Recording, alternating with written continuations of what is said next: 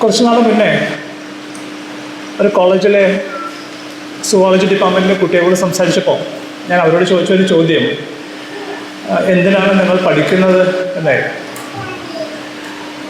അപ്പോൾ പല ഉത്തരങ്ങൾ കുട്ടികൾ പറഞ്ഞു. ഒരാൾ പറഞ്ഞു, നമ്മൾ അറിവ് നേടാൻ വേണ്ടിയിട്ടാണ് പഠിക്കുന്നത്. വേറൊരാൾ പറഞ്ഞു, നമ്മൾ സമൂഹത്തെ സഹായിക്കാൻ വേണ്ടിയിട്ടാണ് പഠിക്കുന്നത്. വേറൊരാൾ പറഞ്ഞു, ജോലി കിട്ടാൻ വേണ്ടിയിട്ടാണ് പഠിക്കുന്നത്. അപ്പം അങ്ങനെ പല ഉത്തരങ്ങളും കുട്ടികൾ പറയാൻ തുടങ്ങി. അപ്പം ഞാൻ പിന്നെയും ഇനി എന്തെങ്കിലും ഉത്തരമുണ്ടോ എന്ന് വീണ്ടും വീണ്ടും ചോദിച്ചപ്പോൾ ഏറ്റവും മുൻ ബെഞ്ചിലിരുന്നിരുന്ന ഒരു പെൺകുട്ടി പറഞ്ഞു, കക്ഷി PG പഠിക്കുകയാണ്, MSc സുവോളജി പഠിക്കുകയാണ്. അപ്പോൾ കുട്ടി പറഞ്ഞു, അല്ല വെറുതെ എൻഗേജ്ഡ് ആയിട്ടിരിക്കാൻ, വെറുതെ എൻഗേജ്ഡ് ആയിട്ടിരിക്കാൻ വേണ്ടിയാണ്. അത് സത്യസന്ധമായിട്ട് ആ കുട്ടി പറയണ്ടേ. കാരണം 10ാം ക്ലാസ് വരെ പഠിച്ചു, കഴിഞ്ഞ സ്വാഭാവികമായിട്ട് പാസ്സായ സ്ഥിതിക്ക് +1 ചേർന്നു. പിന്നെ +2 കഴിഞ്ഞപ്പോൾ പിന്നെ വേറെ പരിപാടിയൊന്നും ഇല്ലാത്തതുകൊണ്ട് ഡിഗ്രിക്ക് ചേർന്നു. ഡിഗ്രി കഴിഞ്ഞ് വേറെ പരിപാടിയൊന്നും ഇല്ലാത്തതുകൊണ്ട് PGക്ക് വന്നു. അങ്ങനെ വെറുതെ എൻഗേജ്ഡ് ആയിട്ടിരിക്കാൻ വേണ്ടി ആണ് പഠിക്കുന്നത് എന്ന് പറഞ്ഞു. ഞാനീ ചോദിച്ചത് കുട്ടിയോട് വേറൊരു കാര്യം പറയാൻ വേണ്ടിയായിരുന്നു. ഞാൻ കുട്ടിയോട് പറയാൻ ശ്രമിച്ചത്, ഈ പഠിക്കുക എന്നുള്ളതിൻ്റെ പ്രാഥമികമായിട്ടുള്ള കാര്യം ഒരു ജീവിതകാലം പറ്റിക്കപ്പെടാതെ ജീവിക്കാൻ വേണ്ടിയിട്ടാണ്. മിനിമം അത്രയെങ്കിലും നമ്മൾ പഠിക്കേണ്ടതായിട്ടുണ്ട്. എങ്ങനെയാണ് പറ്റിക്കപ്പെടാതെ ജീവിക്കുക? അങ്ങനെ പറ്റിക്കപ്പെടാതെ ജീവിക്കണമെങ്കിൽ നമ്മൾ നിർബന്ധമായിട്ട് അറിഞ്ഞിരിക്കേണ്ട ഒരു വിഷയമാണ് ഇന്ന് സംസാരിക്കുന്നത്. എൻ്റെ ഒരു വലിയ സംശയം, എന്തുകൊണ്ടാണ് ഈ വിഷയം സ്കൂളിൽ കുട്ടികളെ പഠിപ്പിക്കാത്തത് എന്നാണ്. ഇടയ്ക്ക് കുറഞ്ഞ വർഷം +1 +2 എന്തുകൊണ്ടാണ് പഠിപ്പിക്കാത്തതെന്ന് എനിക്കിതുവരെ മനസ്സിലായില്ല. പിന്നെ ആലോചിച്ചപ്പോൾ മനസ്സിലായൊരു കാര്യം, ഇത് നമ്മൾ ചെറിയ കുട്ടികളെ പഠിപ്പിച്ചാൽ ഈ സമൂഹത്തിലെ ഒത്തിരി മനുഷ്യരുടെ ജീവിതം ബുദ്ധിമുട്ടായിരിക്കും. കാരണം പറ്റിച്ച് തന്നെ ജീവിക്കുന്ന ഒത്തിരി പേരുണ്ട്.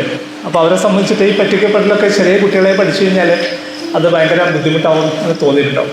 എന്നെ സംബന്ധിച്ച് ഞാൻ ചെയ്തൊരു കാര്യം, എൻ്റെ മക്കൾ ചെറിയ പ്രായത്തിൽ തന്നെ അവരെ ഞാൻ ഈ ഫാലസികൾ പഠിപ്പിക്കേണ്ടായി. അതുകൊണ്ടുണ്ടായ ഒരു തമാശ എന്താ വെച്ചാൽ, TV-യിൽ ഓരോ പരസ്യം വരുമ്പോഴും ഇവർ ശ്രമിക്കുന്നത് ഏത് ഫാലസിയാണ് ആ പരസ്യത്തിൽ ഉപയോഗിച്ചതെന്ന് കണ്ടുപിടിക്കാൻ വേണ്ടിയിട്ടാണ് അവരുടെ ഊർജ്ജം മുഴുവൻ ചിലവാക്കുക. എന്നിട്ട് അവർ തമ്മിൽ പറയും, ഇത് ഈ ഫാലസിയാന്ന് പറയും. അപ്പം മറ്റവൻ പറയും അത് അങ്ങനെയല്ല, അത് മറ്റേ ഫാലസിയാന്ന് പറയും. അപ്പോൾ ഇത് ഏത് ഫാലസിയാന്ന് കണ്ടുപിടിക്കുക. പരസ്യത്തിനകത്ത് അവരെന്തോ പറയാൻ ശ്രമിക്കുന്നതൊന്നും അവർ അന്വേഷിക്കുന്ന പ്രശ്നമേ ഇല്ല. അവരെ സംബന്ധിച്ച് അതിനകത്തുള്ള ഫാലസ് കണ്ടുപിടിക്കുക എന്നുള്ളത് അത് ഭയങ്കര രസമുള്ളൊരു എക്സസൈസായിരുന്നു. അവരൊരു വർഷയുടെ പ്രായത്തിൽ വളരെ രസകരമായിട്ടൊരു എക്സസൈസായിരുന്നു കുട്ടികൾ ഫാലസികൾ കണ്ടുപിടിക്കാനായിട്ട് ശ്രമിച്ചു എന്നുള്ള. പക്ഷേ ഈ ഫാലസിയെക്കുറിച്ച് ക്ലാസ് എടുക്കുമ്പോൾ ഒരു പേടി, ഞാൻ ഇതുവരെ അങ്ങനെ സുനിതയാണ് എന്നോട് ഈ ടോപ്പിക്ക് ക്ലാസ്സിലൊക്കെ പോയാൽ എന്നോട് ഈ ക്ലാസ്സിലൊക്കെ ക്ലാസ്സിലെടുക്കാൻ ഈ വിഷയം ക്ലാസ്സിലെടുക്കാൻ വേണ്ടി പറഞ്ഞു. ഞാൻ ഈ വിഷയം അങ്ങനെ വിശദമായിട്ട് ക്ലാസ് എടുക്കാറില്ല. പലപ്പോഴും റിസർച്ച് മെത്തഡോളജി പഠിപ്പിക്കുന്ന സമയത്ത് ഒരു 2-3 ഫാലസികൾ പരിചയപ്പെടുത്തുകയും ബാക്കി ഫാലസികൾ നിങ്ങൾ സ്വന്തമായിട്ട് കണ്ടെത്തിക്കൊള്ളുമെന്ന് പറഞ്ഞ് വിടുകയാണ് ചെയ്യുക. അപ്പോൾ പൂർണ്ണമായിട്ടൊരു ഫാലസിയുടെ ക്ലാസ് ഇപ്പോൾ ആദ്യമായിട്ട് എടുക്കുന്നു. പക്ഷേ ഇതിൻ്റെ ഒരു അപകടം, ഒരു ചെറിയ കഥയിൽ അത് കൃത്യമായിട്ട് പറയാം. O. ഹെൻറി എന്ന് പറയുന്ന ഒരു ചെറുകഥാകൃത്തുണ്ട്. O. ഹെൻറി ചെറുകഥ ഒരു പുതിയ ജാനർ ഫോം ചെയ്ത് വരുന്ന സമയത്ത് ഏറ്റവും ഗംഭീരമായിട്ട് കഥകൾ എഴുതിയ മനുഷ്യനാണ്. നല്ല ട്വിസ്റ്റൊക്കെ ഉള്ള കഥകളുള്ള എഴുതിയ ഒരു മനുഷ്യനാണ് O. ഹെൻറി. ചെറുകഥ എന്ന് പറയുന്ന സാഹിത്യ രൂപം ഉണ്ടാവുന്നത് അത് ഏറ്റവും കൂടുതൽ പ്രചരിക്കുന്നത് വ്യാവസായിക വിപ്ലവത്തിന് ശേഷമാണ്. അതിന് മുന്നേ ഏറ്റവും പ്രചാരം ഉണ്ടായിരുന്ന സാഹിത്യ രൂപം നോവലാണ്. വ്യാവസായിക വിപ്ലവത്തിന് ശേഷം സംഭവിച്ചതെന്ന് വെച്ചാൽ തൊഴിലിൻ്റെ സ്വഭാവം മാറി, ആളുകൾ വളരെ തിരക്ക് പിടിച്ച മനുഷ്യരായി മാറി. ദീർഘമായിട്ട് നീളമുള്ളൊരു നോവലിരുന്ന് മുഴുവൻ വായിക്കാനായിട്ട് മനുഷ്യർക്ക് നേരമില്ലാതായി. ആ സമയത്ത് വളരെ പ്രചാരത്തിലേക്ക് വന്നൊരു കാര്യമാണ് ചെറുകഥ എന്നുള്ളത്. അതുകൊണ്ടാണ് മാർക്സിസ്റ്റുകളൊക്കെ പറയുക, ഈ കലാരൂപങ്ങളും സാഹിത്യ രൂപങ്ങളൊക്കെ തന്നെ നിലനിൽക്കുന്ന ഉൽപ്പാദന ബന്ധങ്ങളുടെ ഒരു ബൈ പ്രോഡക്റ്റാണ് എന്ന് മാർക്സിസ്റ്റുകൾ പറയുന്നത്. അതുകൊണ്ടാണ് ഒരു സമൂഹത്തിൽ നിലനിൽക്കുന്ന ഉൽപ്പാദന വ്യവസ്ഥയുടെ ബഹിസ്ഫുരണമാണ് ആ നാട്ടിൽ ഉള്ള കല, സാഹിത്യം എന്നൊക്കെ അവർ പറയും. ചെറുകഥ ആ സമയത്ത് അങ്ങനെ വളരെ പ്രചാരം നേടിയ ഒരു സാഹിത്യ രൂപമാണ്. അതിലേറ്റവും ഗംഭീരമായിട്ടുള്ള വിഷയമായിരുന്നു O. ഹെൻറി. O. ഹെൻറിയുടെ ഈ കഥയിൽ ഉള്ള ചില രസകരമായിട്ടുള്ള കാര്യമുണ്ട്. അതായത് ജിമ്മി വാലന്റൈൻ എന്ന് പറയുന്ന ആളാണ് നായകൻ. ജിമ്മി വാലന്റൈൻ ഒരു മോഷ്ടാവാണ്. പുള്ളിയുടെ പ്രത്യേകത, പുള്ളിക്ക് നന്നായിട്ട് സേഫുകൾ തുറക്കാൻ അറിയാം. പുള്ളി സേഫ് തുറന്നും പണം മോഷ്ടിക്കുക എന്നുള്ളതാണ് പുള്ളിയുടെ രീതി. അപ്പോൾ അങ്ങനെ പുള്ളി ചെയ്തുകൊണ്ടിരിക്കുന്ന സമയത്ത് പുള്ളി അറസ്റ്റ് ചെയ്യപ്പെട്ടു. പുള്ളി ജയിലിലായി. കളി തുടങ്ങുന്ന സമയത്ത് പുള്ളി ജയിലിൽ നിന്ന് പുറത്ത് വരികയാണ്. കാരണം ജയിലിന് പുറത്തുള്ള പുള്ളിയുടെ സുഹൃത്തുക്കൾ ആ കേസ് വീണ്ടും വാദിക്കാനൊക്കെ ഏർപ്പാടാക്കി പുള്ളിക്ക് 6 വർഷം തടവ് കൊടുത്തിട്ട് പുള്ളി ഏകദേശം ഒരു 6 മാസം കൊണ്ട് തടവ് കഴിഞ്ഞ് പുള്ളി പുറത്തേക്ക് വരിക. പുറത്തേക്ക് വരുമ്പോൾ പോലീസുകാർ പുള്ളിയോട് പറയുന്നുണ്ട്, നീ ഒരു നല്ല മനുഷ്യനായിരുന്നു, ജയിലിൽ നീ നല്ല കുട്ടിയായിട്ട് ആണ് കഴിഞ്ഞിരുന്നത്, ഇനി ദയവ് ചെയ്ത് പുറത്ത് പോയിട്ട് ഈ പണിയൊക്കെ നിർത്തി നല്ല മനുഷ്യനായിട്ട് ജീവിക്കൂ എന്ന് പറഞ്ഞിട്ട് അവർക്ക് ഡ്രസ്സൊക്കെ കൊടുക്കുന്നുണ്ട്. അവന് തിരിച്ച് നാട്ടിലേക്ക് എത്താനുള്ള പൈസ കൊടുക്കുന്നുണ്ട്. അത് കൂടാതെ ഒരു $50 കൂടി കൊടുക്കുന്നുണ്ട്, നീ ഇത് വെച്ചിട്ട് എന്തെങ്കിലും നല്ല കാര്യം ചെയ്ത് ജീവിച്ചിട്ടെന്ന് പറഞ്ഞിട്ട് പുള്ളിയെ തിരിച്ചു വിടുക. അങ്ങനെ ജിമ്മി വാലന്റൈൻ നാട്ടിലെത്തുന്നു. പുള്ളിക്ക് മനസ്സിലായി ഇനി ഇവിടെ നിന്നിട്ട് കാര്യമില്ല, കാരണം കള്ളനാണെന്ന് എല്ലാവർക്കും അറിയാം. പുള്ളി സാധനങ്ങളൊക്കെ എടുത്ത് വേറൊരു ടൗണിലേക്ക് പോവുകയാണ്. അവിടെ പോയി പുള്ളി താമസിക്കുകയാണ്. അപ്പോൾ പുള്ളിയുടെ താല്പര്യം അവിടെ പോയിട്ട് പുള്ളി 2-3 മോഷണങ്ങൾ നടത്തി, ഇതേപോലെ തന്നെ സേഫ് തുറക്കുക, പണം മോഷ്ടിക്കുക. അപ്പോൾ അങ്ങനെ പൈസ അത്യാവശ്യമായി. അപ്പോൾ പുള്ളി അവിടെ സമൂഹത്തിലെ ഏറ്റവും ഉയർന്ന ആളുകളോടൊപ്പമാണ് പുള്ളി കഴിഞ്ഞു പോവുക. അപ്പോൾ പുള്ളി വിചാരിച്ചു ഒരു കട തുടങ്ങാം. ജയിലിൽ പുള്ളി ചെയ്തിരുന്ന ജോലി ചെരുപ്പ് ഉണ്ടാക്കുന്ന ജോലിയാണ് പുള്ളി ചെയ്തിരുന്നത്. അപ്പോൾ പുള്ളി ഒരു ചെരുപ്പ് കട തുടങ്ങാൻ തീരുമാനിച്ചു. അപ്പോൾ അതിന് വേണ്ടിയിട്ട് അവിടെയൊക്കെ അന്വേഷിച്ചപ്പോൾ ചെരുപ്പിന് മാത്രമായിട്ടൊരു കട അവിടെ ഇവിടെ ഇല്ല. മറ്റ് സാധനങ്ങൾ വിൽക്കുന്ന കൂട്ടത്തിൽ ചെരുപ്പും കൂടി വിൽക്കുന്ന കട മാത്രമേ ഉള്ളൂ. അപ്പോൾ സ്വന്തമായിട്ടൊരു ചെരുപ്പ് കട തുടങ്ങാൻ തീരുമാനിച്ചു. പുള്ളി ചെരുപ്പ് കട തുടങ്ങി. ഏകദേശം 1 വർഷത്തോളം ചെരുപ്പ് കട ഉഷാറായി പോയി. അതിനിടയ്ക്ക് പുള്ളി മോഷണങ്ങൾ നടത്തിയിരുന്നു. 4-5 മോഷണങ്ങൾ ഗംഭീരമായിട്ട് നടത്തി ധാരാളം പൈസ ഉണ്ടാക്കി, അതൊക്കെ ബാങ്കിൽ കിടക്കുന്നുണ്ട്. പുള്ളി സേഫാണ്. അങ്ങനെ ഇരിക്കുമ്പോൾ പുള്ളി ഒരു ബാങ്കിലേക്ക് ചെല്ലുന്ന സമയത്ത് ബാങ്കിൽ ഒരു പെൺകുട്ടി പുറത്തേക്ക് ഇറങ്ങി പോകുന്നത് കണ്ടു. കണ്ട സമയത്ത് തന്നെ പുള്ളിക്ക് ആ പെൺകുട്ടിയെ ഭയങ്കര ഇഷ്ടമായി. അന്വേഷിച്ചപ്പോൾ പുള്ളി ആ പെൺകുട്ടി ആ ബാങ്കിൻ്റെ മാനേജറുടെ മകളാണ്. ഇവർ തമ്മിൽ ഇഷ്ടമാവുന്നു. പുള്ളി പൈസയുള്ള ആളാണ്. ഇവർ തമ്മിൽ വിവാഹം നിശ്ചയിക്കുന്നു. രണ്ടുപേരും പ്രണയത്തിലാവുന്നു. പ്രണയത്തിലായി കഴിഞ്ഞപ്പോൾ പ്രണയത്തിൻ്റെ ഒരു പ്രശ്നം, പ്രണയം മനുഷ്യനെ നല്ല മനുഷ്യരാക്കി മാറ്റും. അപ്പോൾ പുള്ളി വിചാരിച്ചു ഇനി ഞാൻ മോഷണം നടത്തുന്നില്ല, ഇനി ഞാൻ മോഷ്ടിക്കാൻ പോകുന്നില്ല, ഇത് സമാധാനമായിട്ട് വിവാഹം കഴിച്ച് ജീവിക്കാമെന്നുള്ള നിലയ്ക്ക് ഇവർ തമ്മിൽ ഉള്ള വിവാഹം ഫിക്സ് ചെയ്യുകയും ചെയ്യും.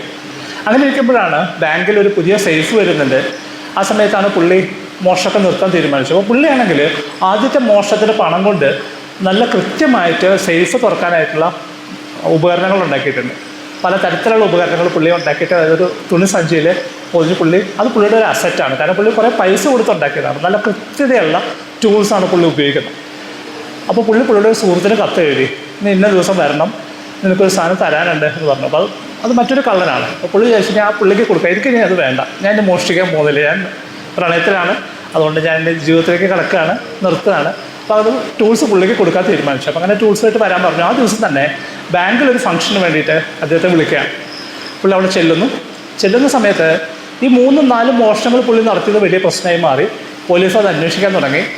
അതിന് മുന്നേ കേസ് അന്വേഷിച്ചിരുന്ന ഒരു ബെൻ പ്രൈസ് എന്ന് പറഞ്ഞൊരു ഡിറ്റക്റ്റീവിനെ തന്നെ ഈ കേസ് ഏൽപ്പിക്കുന്നു. ബെൻ പ്രൈസ് നോക്കുമ്പോൾ ഇതിന് മുന്നേ നടന്ന മോഷണങ്ങളുമായിട്ട് അതേ പാറ്റേണിലാണ് ഈ മോഷണം നടന്നത്. അപ്പോൾ പുള്ളിക്ക് മനസ്സിലായി ഇത് ജിമ്മി വാലന്റൈൻ തന്നെയായിരിക്കും എന്ന് പുള്ളിക്ക് സംശയമുണ്ട്. ജിമ്മി വാലന്റൈൻ ഇവിടെ പുതിയ ടൗണിലെത്തുമ്പോൾ പുള്ളി പേര് മാറ്റി. പുള്ളി റാൽഫ് ഡി സ്പെൻസർ എന്നുള്ള പേരിലാണ് അവിടെ ജീവിക്കുന്നത്.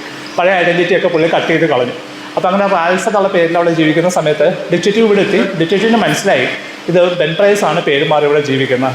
ഡിറ്റക്റ്റീവ് പുള്ളിയെ ഫോളോ ചെയ്യാൻ തുടങ്ങി. ബാങ്കിൽ പുള്ളി എത്തുന്നെന്ന് അറിഞ്ഞു. ഡിറ്റക്റ്റീവ് അവിടെ എത്തി. അറസ്റ്റ് ചെയ്യാൻ തന്നെയാണ് തീരുമാനം. കാരണം കൃത്യമായിട്ടുള്ള പ്ലാൻ അതേപോലെ തന്നെയാണ് എക്സിക്യൂട്ട് ചെയ്തിട്ടുള്ളത്. അതേ ദിവസം തന്നെയാണ് ഇദ്ദേഹത്തിൻ്റെ ടൂൾസ് മറ്റൊരാൾക്ക് കൊടുത്തിട്ട് ഈ പണിയെല്ലാം നിർത്താൻ തീരുമാനിച്ചതും. അവിടെ അങ്ങനെ ബാങ്കിൽ ചെറിയ പാർട്ടി നടക്കുന്നു, എല്ലാവരും വരുന്നു, ചെറിയ കുട്ടികൾ ഓടി കളിക്കുന്നുണ്ട്. എല്ലാവരും സംസാരിച്ചിരിക്കുന്ന സമയത്ത് സംഭവിച്ചൊരു കാര്യം, അവിടെ ഇൻസ്റ്റാൾ ചെയ്ത പുതിയ സേഫ് തുറന്നു കിടക്കുകയും അതിനകത്ത് ഒരു ചെറിയ പെൺകുട്ടി അതിനകത്ത് കയറി ഒളിക്കും, മറ്റൊരു പെൺകുട്ടി അതിൻ്റെ വാതിൽ അടയ്ക്കുകയും ചെയ്യും. ആകെ കരച്ചിലായി.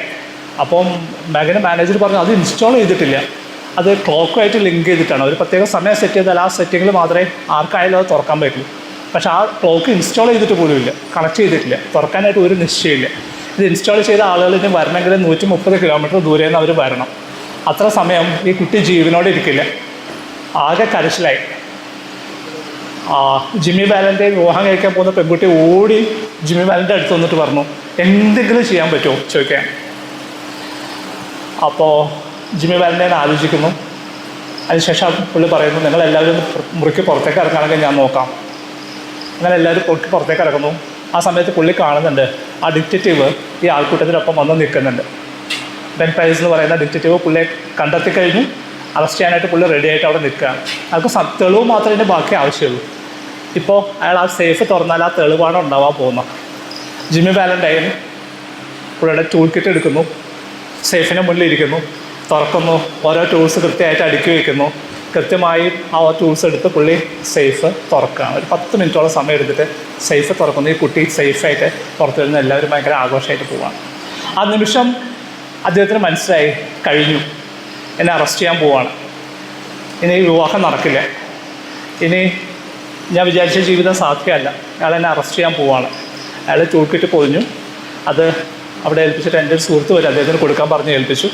അങ്ങനെ ജീവിതം മുഴുവൻ നഷ്ടപ്പെട്ട്, ഇതുവരെ മോഷിച്ച പണം മുഴുവൻ നഷ്ടപ്പെട്ട്, പ്രതീക്ഷിച്ച ജീവിതം നഷ്ടപ്പെട്ട് അറസ്റ്റ് വരിക്കാനായിട്ട് ചെല്ലുമ്പോൾ വാതിലിൽ ഡിറ്റക്റ്റീവ് നിൽക്കുന്നുണ്ട്.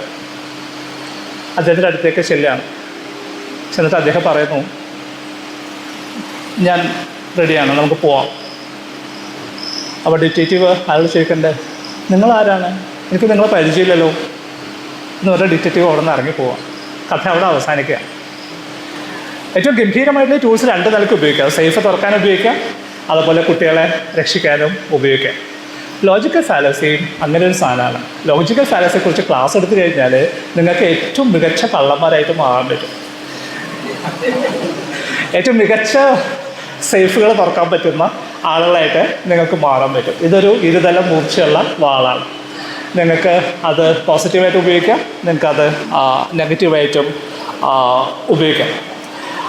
എന്തുകൊണ്ട് ഇത് പഠിച്ചിട്ട് എന്താ കാര്യം? ഇത് പഠിച്ചിട്ടുള്ളൊരു കാര്യം ഞാൻ ഒരു ചെറിയ ഉദാഹരണം ഉപയോഗിച്ചിട്ട് സൂചിപ്പിക്കാം. എം എം മണി എന്ന് പറഞ്ഞ ആളുകൾ നിങ്ങൾ കേട്ടിട്ടുണ്ട്. എം എം മണി എന്ന് പറയുന്ന CPM-ൻ്റെ ഗംഭീര പ്രസംഗമൊക്കെ നടന്നു.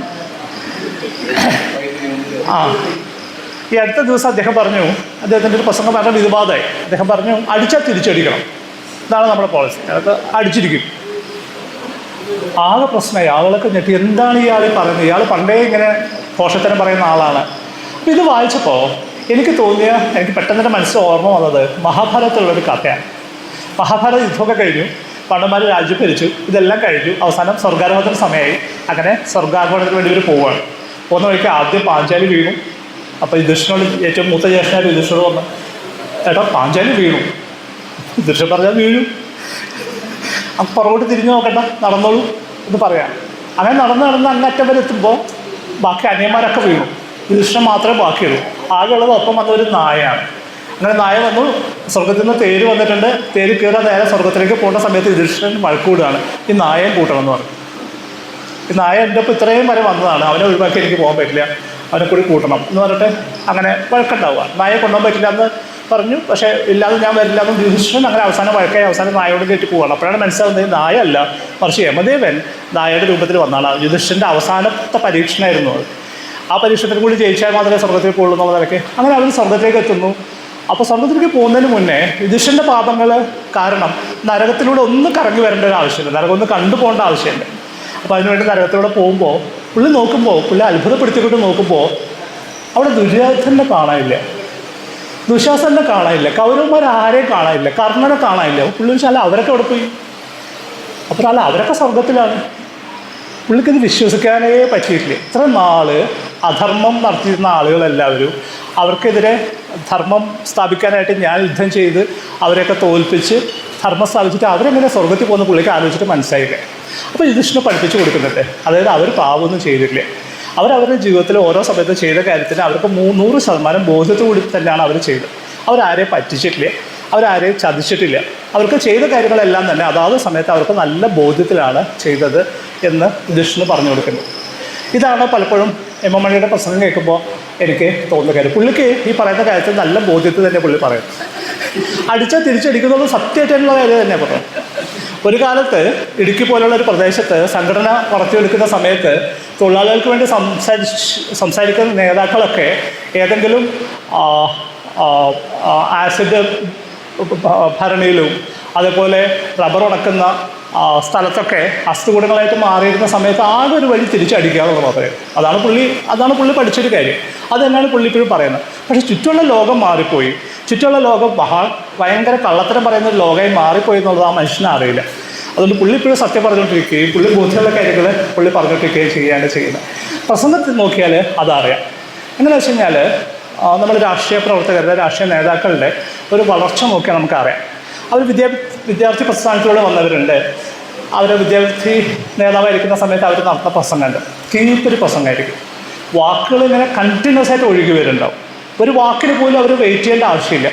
ഒരു പുഴ ഒഴുകുന്ന പോലെ അത്ര ഗംഭീരമായിട്ട് വാക്കുകൾ ഇങ്ങനെ കറക്റ്റായിട്ട് വന്ന് വീണുകൊണ്ട് ആളുകളെ ഉഷാറാക്കി എടുക്കുന്ന, ആളുകളെ ഊർജ്ജസ്വലരാക്കി മാറ്റുന്ന, ആളുകളെ ത്രസിപ്പിക്കുന്ന ഗംഭീര പ്രസംഗം നടത്തുന്ന ആളുകൾ യുവജന പ്രസ്ഥാനത്തിലേക്ക് എത്തിക്കഴിയുമ്പോൾ കുറച്ച് വേഗത കുറയും.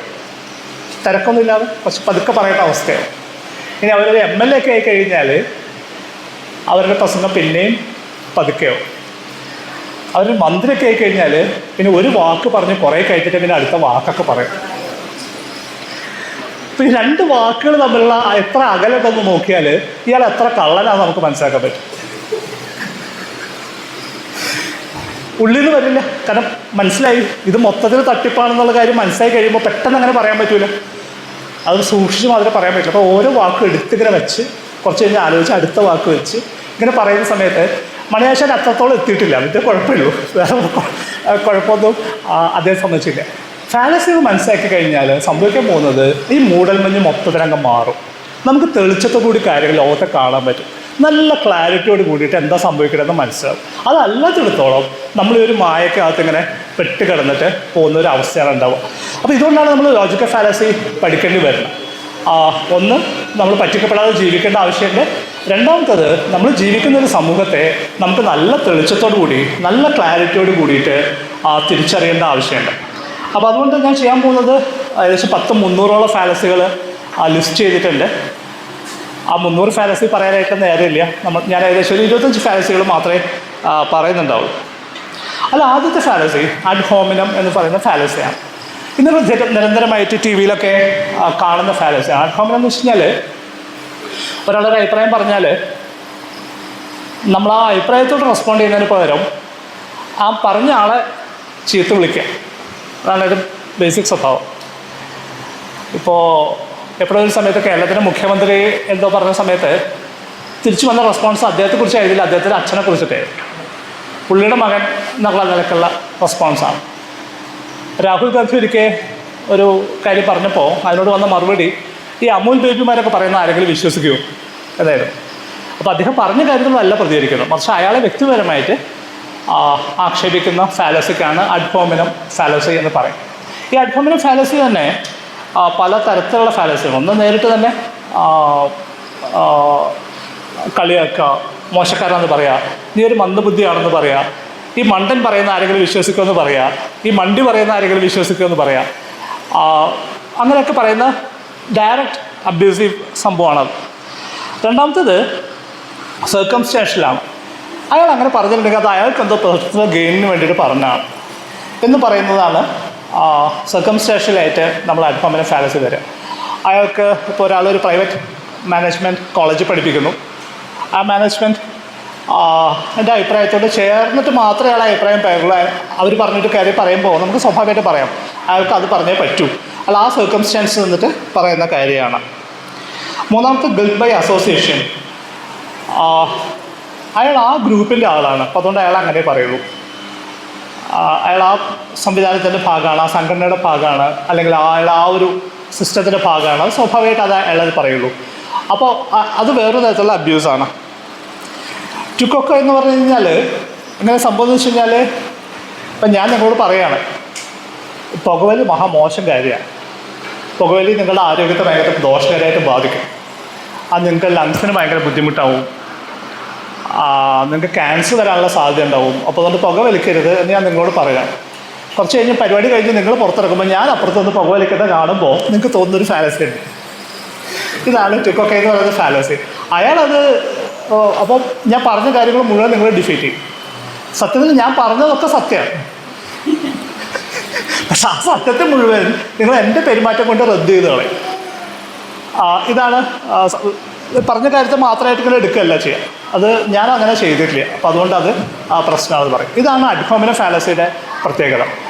നമ്മൾ വൈകുന്നേരം TV ചർച്ചകളിലൊക്കെ സ്ഥിരമായിട്ട് ഉപയോഗിക്കപ്പെടുന്ന ഒരു ഫാലസിയാണ്. 3 പേര് 4 പേര് ഇരുന്ന് ചർച്ച ചെയ്യുന്നുണ്ടാവും. ആർഗ്യുമെൻ്റ് വരുന്ന സമയത്ത് മുന്നോട്ട് വെച്ച ആർഗ്യുമെൻ്റ് ആയിരിക്കില്ല, മറിച്ച് ഇനി ശരിയല്ല, ഈ അന്ന് അങ്ങനെ പറഞ്ഞിട്ടുണ്ട്, അപ്പോൾ അതുകൊണ്ട് പ്രശ്നമില്ല. അല്ലെങ്കിൽ നിങ്ങൾ അതായതുകൊണ്ട് ഇങ്ങനെ പറയാൻ പറ്റുള്ളൂ. ഇപ്പോൾ ഭയങ്കര രസമുണ്ട് കേരളത്തിൽ. പണ്ടത്തെ പോലെയല്ല, ഇപ്പോൾ ആളുകൾ അങ്ങോട്ടും ഇങ്ങോട്ടൊക്കെ മൈഗ്രേറ്റ് ചെയ്യാൻ തുടങ്ങിയിട്ടുണ്ട്. BJP നിന്ന് കോൺഗ്രസിലേക്ക് പോവാം, CPM നിന്ന് BJP പോവാം. അപ്പോൾ ഉണ്ടാകുന്നൊരു ഐഡൻറ്റിറ്റി ക്രൈസിസ് ഉണ്ട്. ഇതിപ്പോൾ നേരെയൊക്കെ എടുക്കണമല്ലോ. കുറേ നാൾ TV യിൽ വന്നിരുന്നിട്ടൊക്കെ പല കാര്യങ്ങൾ പറഞ്ഞിട്ടുണ്ട്. ഇനി അതൊക്കെ റദ്ദ് ചെയ്തിട്ട് പുതിയൊരു നറേറ്റീവ് നമുക്ക് ബിൽഡ് ചെയ്യേണ്ട ആവശ്യമുണ്ട്. അപ്പോൾ ആ പ്രോസസ്സ് നോക്കുമ്പോൾ നിങ്ങൾക്ക് ഈ ഫാലസി എങ്ങനെ ഓപ്പറേറ്റ് ചെയ്യുന്നത് കൃത്യമായിട്ട് അറിയാം. അടുത്ത ഫാലസിയിലേക്ക് നമ്മൾ പോവുകയാണ്. അത് സർക്കുലർ ലോജിക് എന്ന് പറയുന്ന ഫാലസിയാണ്. സർക്കുലർ ഫാലസി സർക്കുലർ ലോജിക്കിൻ്റെ ഒരു ബേസിക് പ്രമൈസ് എങ്ങനെയാണെന്ന് വെച്ചാൽ, ഞാൻ നിങ്ങളോട് പറയുകയാണ്, എൻ്റെ പേര് സജീവ് എന്നാണ്. കാരണം എൻ്റെ പേര് സജീവ് എന്നാണ്. ഇതാണ് സർക്കുലർ ലോജിക്. അതിന് പുതിയ ഒന്നും ആഡ് ചെയ്തിട്ടുണ്ടാവില്ല. ആ സെയിം സാധനം തന്നെ ആയിരിക്കും റിപ്പീറ്റ് ചെയ്ത് വരും. ഒരു പുതിയ എലിമെൻറ്റ് പോലും ആഡ് ചെയ്യുന്നുണ്ടാവില്ല. ഇത് സ്കൂളിലൊക്കെ ടീച്ചർമാർ ഗംഭീരമായിട്ട് ഉപയോഗിക്കുന്ന ഫാലസിയാണ് സർക്കുലർ ലോജിക് എന്ന്. ടീച്ചർമാർ ഒരു കാര്യം സ്ഥാപിക്കാനായിട്ട് ക്ലാസ്സിൽ പലപ്പോഴും ഉപയോഗിക്കുന്നത് ലോജിക്കല്ല, മറിച്ച് പ്രാസാണ്. നല്ല താളത്തിൽ പറഞ്ഞാൽ അത് ശരിയാണെന്നങ്ങനെ തോന്നിപ്പിക്കും. ഭൂമി ഉരുണ്ടതാണ്,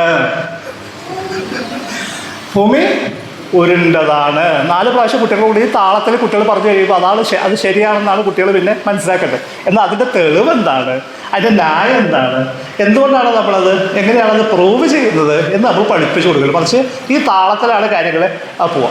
ഒരു പുതിയ ഇൻഫർമേഷൻ അതിനകത്തേക്ക് എക്സ്ട്രാ ആഡ് ചെയ്തിട്ടുണ്ടാവില്ല. സർക്കുലർ ലോജിക് ഒരു പുതിയ ആർഗ്യുമെൻറ്റ് കേൾക്കുമ്പോൾ നിങ്ങൾ മനസ്സിലാക്കേണ്ട കാര്യം, ഇതിനകത്ത് എന്തെങ്കിലും അഡീഷണൽ ഇൻഫർമേഷൻ ഉണ്ടോ, അതിൻ്റെ പ്രൂഫ് അതിനകത്തുണ്ടോ, എവിടെ പ്രൂഫ് ഉള്ളത്, എവിടെ തെളിവുള്ളത് എന്ന് അന്വേഷിക്കേണ്ട ഒരു ആവശ്യമുണ്ട്. സാധാരണയായിട്ട് ലോജിക്കൽ ഫാലസിയെ കുറിച്ച് ക്ലാസ് തുടങ്ങുന്നതിന് മുന്നേ എന്താണ് ലോജിക്കൽ ഫാലസി എന്ന് പറയാൻ ഞാൻ ശ്രമിക്കലുണ്ട്. ആ സമയത്ത് ഞാൻ ഉപയോഗിക്കാറുള്ള ഒരു ഉദാഹരണം ഒരു TV പരസ്യമായിട്ട് ബന്ധപ്പെട്ടിട്ടാണ്. നമ്മൾ വീട്ടിൽ പോകുന്നു, ടെലിവിഷൻ ഓൺ ചെയ്യുന്നു, അപ്പോൾ ഒരാൾ വന്നിട്ട് TV യിൽ ഇരുന്നിട്ട് പറയുകയാണ്, ഏറ്റവും ഉയരത്തിൽ വളരുന്ന ചായത്തോട്ടത്തിലെ ചായക്കാണ് ഏറ്റവും രുചി കൂടുതൽ എന്ന് പറയാം. അപ്പോൾ നമുക്കൊരു പുതിയ ഇൻഫർമേഷൻ കിട്ടി. ഇതെങ്ങനെയാണ് നമ്മൾ പ്രാവർത്തികമാക്കാം? ഇത് പ്രാവർത്തികമാക്കാൻ നമ്മൾ അടുത്ത ദിവസം കടയിൽ പോകുമ്പോൾ അദ്ദേഹം പറഞ്ഞ ചായപ്പൊടി നമ്മൾ വാങ്ങിക്കും. പക്ഷെ പ്രശ്നം എന്താ വെച്ച് കഴിഞ്ഞാൽ, അങ്ങനെ പറയണമെങ്കിൽ ഒരു പരീക്ഷണം നടത്തണമല്ലോ. പല ഉയരത്തിലുള്ള ചായത്തോട്ടത്തിൽ പോകണം, കിളുന്ത് നുള്ളണം, അത് ഉണക്കണം, അത് പൊടിക്കണം, എന്നിട്ട് അതെല്ലാം അതുകൊണ്ട് ചായ ഉണ്ടാക്കണം. എന്നിട്ട് ചായ ആരെങ്കിലും അത് കുടിച്ച് നോക്കിയിട്ട് വേണമല്ലോ ഇത് പറയാൻ. അങ്ങനെ ഒരു പരീക്ഷണം ആരെങ്കിലും നടത്തിയിട്ടുണ്ടോ? അതിൻ്റെ റിസൾട്ട് നമ്മൾ ആരെങ്കിലും കണ്ടിട്ടുണ്ടോ? ഇല്ല. പിന്നെ എന്തുകൊണ്ടാണ് ഇയാളിത് പറഞ്ഞത്? അയാൾ പറയാൻ കാരണം അയാൾക്ക് പൈസ കിട്ടുമെന്ന് പറഞ്ഞാണ്. അയാൾ പരസ്യത്തിൽ അഭിനയിച്ചപ്പോൾ പൈസ കിട്ടുമെന്ന് വേണ്ടിയിട്ട് അയാൾ പറഞ്ഞതാണ്. അത് നമുക്ക് മനസ്സിലാക്കാം. ഒരാൾ പണിയെടുത്തു, അയാൾ ശമ്പളം വാങ്ങിച്ചു. പക്ഷെ ചോദ്യം എന്താ വെച്ചാൽ, ഇത് എന്തുകൊണ്ടാണ് നമ്മൾ വിശ്വസിച്ചത്? നമ്മൾ വിശ്വസിക്കാൻ എന്താ കാരണം? നമ്മൾ വിശ്വസിക്കാൻ കാരണം എന്താ വെച്ചാൽ, ഈ പറഞ്ഞ മനുഷ്യനെ നമുക്ക് ഭയങ്കര ഇഷ്ടമാണ്. ഇപ്പോഴും ഭയങ്കര സൂപ്പർ സ്റ്റാറാണ്. ഉള്ള പേര് മോഹൻലാൽ എന്നാണ്. മോഹൻലാൽ പറഞ്ഞ കാരണം നമുക്ക് മോഹൻലാലിന് ഭയങ്കര ഇഷ്ടമായതുകൊണ്ട് ആയിക്കോട്ടെ നമ്മൾ സമ്മതിച്ചു. ഇതാണ് ലോജിക്കൽ ഫാലസിയുടെ പൊതു സ്വഭാവം. തെളിവില്ല, പ്രൂഫില്ല, പക്ഷേ നമുക്കത് ബോധ്യപ്പെടും. അങ്ങനെ നമുക്ക് ഒരു തെളിവില്ലാതെ ബോധ്യപ്പെടുന്ന കാര്യങ്ങളെയാണ് നമ്മൾ പൊതുവെ ലോജിക്കൽ ഫാലസി എന്ന് പറയാം. ഫാൾസ് ഡിലമ്മ എന്ന് പറയുന്ന ഫാലസിയാണ്. നമുക്കൊരു ഡിലമ്മ ഉണ്ടെന്ന് പെട്ടെന്ന് തോന്നും. ഏറ്റവും ക്ലാസിക്, നിങ്ങളൊക്കെ നന്നായിട്ട് ഉപയോഗിച്ചിട്ടുണ്ടാവും ആ ഫാലസി. ഒരിക്കൽ അമേരിക്കൻ പ്രസിഡന്റ് പറഞ്ഞു, അമേരിക്ക യുദ്ധത്തിന് പോവാണ്, നമ്മളൊപ്പമുള്ളവരൊക്കെ നമുക്ക് ഒരുമിച്ച് യുദ്ധം ചെയ്യാം, ബാക്കി എല്ലാവരും ഞങ്ങളുടെ ശത്രുക്കളാണ്. ആകെ 2 ഓപ്ഷനേ ഉള്ളൂ. ഒന്നില്ലെങ്കിൽ അമേരിക്കയോടൊപ്പം യുദ്ധം ചെയ്യാം, അല്ലെങ്കിൽ അമേരിക്കയുടെ ശത്രുവാണ്. ലോകത്തുള്ള 100-ലേറെ രാജ്യങ്ങൾക്ക് മൂന്നാമതൊരു ഓപ്ഷൻ എടുക്കാമല്ലോ. ഞങ്ങൾ അമേരിക്കേൻ്റെ ഒപ്പവും ഇല്ല, ഞങ്ങൾക്ക് അമേരിക്കയുടെ എതിരും ഇല്ല, ഞങ്ങൾ നിഷ്പക്ഷമായിട്ട് നിൽക്കുകയാണ് എന്നുള്ള പൊസിഷനെ റദ്ദ് ചെയ്ത് കളയാൻ വേണ്ടിയിട്ടാണ് ഈ ഫാൾസ് ഡിലമ്മ യൂസ് ചെയ്യുക. ഒന്നില്ലെങ്കിൽ നിങ്ങൾക്ക് അമേരിക്കയുടെ ഒപ്പം, അല്ലെങ്കിൽ അമേരിക്കേൻ്റെ ശത്രു. നിങ്ങൾ ഉപയോഗിച്ചിട്ടുണ്ടാവും ഈ ഫാലസി. എപ്പോഴെങ്കിലും നിങ്ങൾ ആരുടെ അടുത്തെങ്കിലും ചോദിച്ചിട്ടുണ്ടോ, ഈ 2 വിരലിങ്ങനെ നീട്ടിയിട്ട് ഏതെങ്കിലും ഒരു വിരലിൽ തൊടാൻ പറഞ്ഞിട്ടുണ്ടോ? ഇതാണ് ഫാൾസ് ഡിലമ്മ എന്ന് പറയുന്ന ഫാലസി. ആകെ 2 ഓപ്ഷനുകൾ, ഒന്നില്ലെങ്കിൽ യെസ് അല്ലെങ്കിൽ നോ. ആ തൊടുന്നതനുസരിച്ചാണ് നമ്മൾ തീരുമാനം എടുക്കുക. പക്ഷെ അങ്ങനെ അല്ലല്ലോ, വേറെ ഇഷ്ടംപോലെ ഓപ്ഷൻസ് ഉണ്ടല്ലോ. കുട്ടികളൊക്കെ ആത്മഹത്യ ചെയ്തിട്ടുണ്ട് ഈ ഫാലസി കാരണം. പരീക്ഷയുടെ റിസൾട്ട് വന്നു കഴിയുമ്പോൾ തോറ്റു. എന്തിനാണ് തോറ്റത്? പരീക്ഷയിലാണ് തോറ്റത്. പക്ഷെ കുട്ടികൾ മനസ്സിലാക്കുന്നത് ജീവിതത്തിൽ തോറ്റുപോയി എന്നാണ്. ആത്മഹത്യ ചെയ്ത് കളയും. ഇഷ്ടംപോലെ കുട്ടികൾ അങ്ങനെ ആത്മഹത്യ ചെയ്തിട്ടുണ്ട്. ആകെ 2 ഓപ്ഷനേ ഉള്ളൂ, ഒന്നെങ്കിൽ ജയിക്കുക അല്ലെങ്കിൽ തോക്കുക. അതിൻ്റെ ഇടയ്ക്കൊരു വഴി അവർക്ക് മനസ്സിലാക്കാനോ ചിന്തിക്കാനോ പറ്റാതെ ആയിപ്പോകുന്ന അവസ്ഥ തന്നെ. അപ്പോൾ അതുകൊണ്ട് ഇനി ആരെങ്കിലും നിങ്ങളുടെ അടുത്ത് ഇതേപോലെ രണ്ടുപേർക്ക് നീട്ടിയിട്ട് ഏതെങ്കിലും ഒന്ന് തൊടാൻ പറഞ്ഞാൽ അവരോട് നിങ്ങൾ പറയേണ്ടത് ആ ബാക്കി വിരലും കൂടി ഒന്ന് നിവർത്തുക. വേറെ ഓപ്ഷൻസ് ഉണ്ടല്ലോ, ഫാസ്റ്റ് ഡെലിവറി അല്ല, ആകെ 2 ഓപ്ഷൻ അല്ല, വേറെയും ഓപ്ഷൻസ് ഉണ്ട്, നമുക്ക് നോക്കാം. ഇത് പറയാന്നുള്ളത് വളരെ പ്രധാനമാണ്. ലോജിക്കൽ ഫാലസി പഠിക്കേണ്ടതിൻ്റെ ഒരു കാരണം അതാണ്. ഈ ലോകത്തെ മുഴുവൻ ബൈനറിയിലേക്ക് ചുരുക്കുന്ന ഒരു സംവിധാനത്തെ നമുക്ക് ചെറുക്കേണ്ടതായിട്ടുണ്ട്. ഈ ലോകം മുഴുവൻ ബൈനറി ആണെന്ന് നമ്മൾ വിശ്വസിച്ചിരുന്നൊരു കാലം ഉണ്ടായിരുന്നു. ആ കാലത്ത് എല്ലാം ബൈനറി ആയിരുന്നു. ആ കാലത്ത് രാത്രി പകൽ, വെളുപ്പ് കറുപ്പ്, ആണ് പെണ്ണ്, നല്ലത് ചീത്ത, ഇങ്ങനെ ലോകത്തെ മുഴുവൻ നമ്മൾ ബൈനറി ആയിട്ട് നിർവചിച്ചിരുന്നൊരു കാലം ഉണ്ടായിരുന്നു. ആ കാലം മാറി. ഇന്ന് നമുക്കറിയാം രാത്രി പകൽ മാത്രമല്ല, പ്രദോഷമുണ്ട്, പ്രഭാതമുണ്ട്. സത്യത്തിൽ പ്രദോഷ പ്രഭാതവും ഏറ്റവും വൈബ്രൻ്റ് ആയിട്ടുള്ള സമയമാണെന്ന് നമുക്കറിയാം. ആ സമയത്താണ് ഏറ്റവും കൂടുതൽ ജീവജാലങ്ങൾ ശബ്ദം ഉണ്ടാക്കുക, ഭയങ്കര ആക്റ്റീവ് ആവുക, ഏറ്റവും കൂടുതൽ കിളികൾ ലൈവായിട്ട് വരിക. അപ്പോൾ രാത്രി പകൽ മാത്രമല്ല, അതിനിടയ്ക്കൊരു സ്പേസ് ഉണ്ട്. കറുപ്പും വെളുപ്പും മാത്രമല്ല, അതിൻ്റെ ഇടയ്ക്ക് ഇഷ്ടംപോലെ ഷെയ്ഡുകളുണ്ട്, പല പല ഷെയ്ഡുകളുണ്ട്. നല്ലതും ചീത്തയും മാത്രമല്ല, അതിനിടയ്ക്ക് കുറച്ച് നല്ലതായിട്ടും കുറച്ച് ചീത്തയായിട്ടും അങ്ങനെയൊക്കെയുള്ള ഇഷ്ടംപോലെ സ്പേസ് അതിനിടയ്ക്കുണ്ട്. ആണിനും പെണ്ണിനും ഇടയ്ക്കും ഇഷ്ടംപോലെ സ്പേസുകൾ നമ്മൾ കണ്ടെത്തിയിട്ടുണ്ട്. പൂർണ്ണമായിട്ടും ആണാണോ, എക്സ്ട്രീം മെയിൽ മുതൽ എക്സ്ട്രീം ഫീമെയിൽ വരെയുള്ള ധാരാളം സ്പേസ് ആളുകൾ എക്സ്പ്ലോർ ചെയ്യാനായിട്ട് തുടങ്ങിയിട്ടുണ്ട്. അപ്പോൾ അങ്ങനെ ബൈനറി ആയിട്ട് ലോകത്തെ കണ്ടിരുന്നൊരു കാലം ഉണ്ടായിരുന്നു. ആ കാലം അവസാനിച്ചിട്ടുണ്ട്. ഇന്ന് നമ്മൾ അതൊരു കണ്ടിന്യൂമാണ് എന്ന് നമ്മൾ തിരിച്ചറിയുന്നുണ്ട്. അതൊരു തുടർച്ചയാണ്. രാവും പകലും എന്നുള്ള നിലക്കല്ല, മറിച്ച് പൂർണ്ണമായിട്ടും രാവായിട്ടുള്ള അവസ്ഥയിൽ നിന്ന് പൂർണ്ണമായിട്ടും പകലായിട്ടുള്ള അവസ്ഥയിലേക്കുള്ള വളരെ ട്രാൻസിയൻ്റ് ആയിട്ടുള്ള ഒരു മൂവ്മെൻ്റാണ് എന്ന് നമ്മൾ തിരിച്ചറിയുന്ന ഒരു അവസ്ഥയിലേക്ക് നമ്മൾ എത്തിയിട്ടുണ്ട്. അപ്പോൾ ഫാസ്റ്റ് ഡിലമ്മ എന്നുള്ള ഫാലസി നമ്മൾ ആ ബൈനറിയിലേക്കാണ് തിരിച്ചു കൊണ്ടുപോകുന്നത്. അങ്ങനെയല്ല, ബൈനറി അല്ല, ലോകം ഒരു കണ്ടിന്യൂമാണ് എന്നുള്ള തിരിച്ചറിവിലേക്ക് വളരേണ്ടതായിട്ടുണ്ട്. Fallacy of origin. Fallacy of origin ആണ് നേരത്തെ നന്ദഗോപൻ ഈ പ്രോഗ്രാമായിട്ട് ബന്ധപ്പെട്ടിട്ടുള്ള വീഡിയോയിൽ ഉപയോഗിച്ചൊരു ഫാലസി. നമ്മൾ അത് ഏറ്റവും ഗംഭീരമായിട്ട് പറഞ്ഞ ഒരാൾ മാധവക്കുട്ടിയാണ്. മാധവക്കുട്ടി ഒരിക്കൽ എഴുതുന്നുണ്ട്, കേരളത്തിൽ തെക്ക് നിന്ന് വടക്കോട്ട് നമ്മൾ യാത്ര ചെയ്താൽ മനുഷ്യരുടെ ചിരി കൂടുതൽ ആത്മാർത്ഥതയുള്ളതും കൂടുതൽ സൗന്ദര്യമുള്ളതായിട്ട് മാറും എന്നാണ് മാധവക്കുട്ടി എഴുതിയത്. പച്ചക്ക് പറഞ്ഞ അതിൻ്റെ അർത്ഥം തെക്കോട്ടുള്ളവരുടെ കാര്യം മഹാപോക്കാണ്. അവർ വടക്കോട്ട് പോകുമ്പോൾ ആളുകൾ നല്ല മനുഷ്യരായിട്ട് മാറി വരും എന്നാണ് ആ പറഞ്ഞതിൻ്റെ അർത്ഥം. ഇതാണ് ഫാലസി ഓഫ് ഒറിജിൻ എന്ന് പറയുന്നത്. എന്നുവെച്ചാൽ തിരുവനന്തപുരത്തൊരു നല്ല മനുഷ്യനുള്ള ഒരു സാധ്യതയില്ല എന്നാണ്. അതുപോലെ കണ്ണൂർ കാസർഗോഡ് പോയി കഴിഞ്ഞാൽ എല്ലാവരും നല്ല മനുഷ്യരാണ് എന്നുള്ള ഒരു തോന്നലാണ് അതുണ്ടാക്കുക. നേരത്തെ ആ വീഡിയോയിൽ പറയുന്ന പോലെ കുന്നംകുളം ഉണ്ടാക്കിയെന്ന് പറഞ്ഞാൽ കഴിഞ്ഞു. കുന്നംകുളം ഡ്യൂപ്ലിക്കേറ്റിൻ്റെ സ്ഥലമാണ്, അത് അവിടെ പറ്റൂല. അങ്ങനെയല്ലല്ലോ ചൈന അമേരിക്കയ്ക്ക് വേണ്ടിയിട്ട് ഏറ്റവും ബെസ്റ്റ് ക്വാളിറ്റി മൊബൈൽ ഉണ്ടാക്കി കൊടുക്കും. ആഫ്രിക്കൻ രാജ്യങ്ങൾക്ക് വേണ്ടി ഏറ്റവും മോശമായിട്ടുള്ള മൊബൈലും അവർ തന്നെ ഉണ്ടാക്കി കൊടുക്കും. ചൈനയ്ക്ക് അങ്ങനെ പ്രത്യേകിച്ച് പ്രശ്നമൊന്നുമില്ല. അവിടെ ഹോങ്കോങ്ങിൽ സമരം തുടങ്ങിയ സമയത്ത് അത് ധാരാളം ടീഷർട്ടുകൾ ആവശ്യമായിട്ട് വന്നു ആളുകൾക്ക്, സമരക്കാർക്ക് ഇടാൻ വേണ്ടി. ബോയ്ക്കോട്ട് ചൈന എന്ന് എഴുതിയിട്ട് ബാക്കിൽ ഇങ്ങനെ വലിയ അക്ഷരത്തിൽ ബോയ്ക്കോട്ട് ചൈന. അതും ചൈന തന്നെ അടിച്ചു കൊടുത്തു. ചൈനയ്ക്ക് അങ്ങനെ പ്രശ്നമൊന്നുമില്ല. പൈസ എന്ന് കഴിഞ്ഞാൽ അവരതും അടിച്ചു തരും. ബോയ്ക്കോട്ട് ചൈന എന്ന് പറഞ്ഞാൽ അങ്ങനെ വേറെ ദേശീയതയുടെ പ്രശ്നമൊന്നും അവരെ സംബന്ധിച്ചില്ല. അവരതും ഓർഡർ വരുന്നു, അവർ പ്രിൻ്റ് ചെയ്യാനുള്ള സാധനം പ്രിൻ്റ് ചെയ്യണം, അവർ കൊടുക്കുന്നു, അത്രയേ ഉള്ളൂ. അപ്പോൾ ചൈനയിൽ എല്ലാ തരം സാധനങ്ങളും ഉണ്ടാക്കും. അതായത് എല്ലാം അവിടുന്ന് വരുന്ന എല്ലാം ഡ്യൂപ്ലിക്കേറ്റ് സാധനങ്ങളല്ല. ഇത് കോട്ടയത്ത് വെച്ച് ഞാൻ പറയട്ടെ, ഇത് എന്നെ സംബന്ധിച്ച് എൻ്റെ ജീവിതത്തിൽ അത് ഭയങ്കര രസകരമായിട്ട് ബാധിച്ചൊരു കാര്യമല്ല. നേരത്തെ ഡോക്ടർ ഉണ്ണികൃഷ്ണൻ ഇരിപ്പുണ്ട്. നമ്മൾ ഒരുമിച്ച് കാലിക്കൽ യൂണിവേഴ്സിറ്റി ക്യാമ്പസിൽ പഠിച്ചിരുന്ന സമയത്ത് കോഴ്സ് കഴിഞ്ഞ് നമ്മൾ തിരിച്ച് വീട്ടിൽ പോകേണ്ട ആവശ്യമില്ല. അപ്പോൾ ക്ലാസ് പഠിച്ച പെൺകുട്ടികളൊക്കെ അന്ന് വൈകുന്നേരം തന്നെ വണ്ടി കയറി പോയി.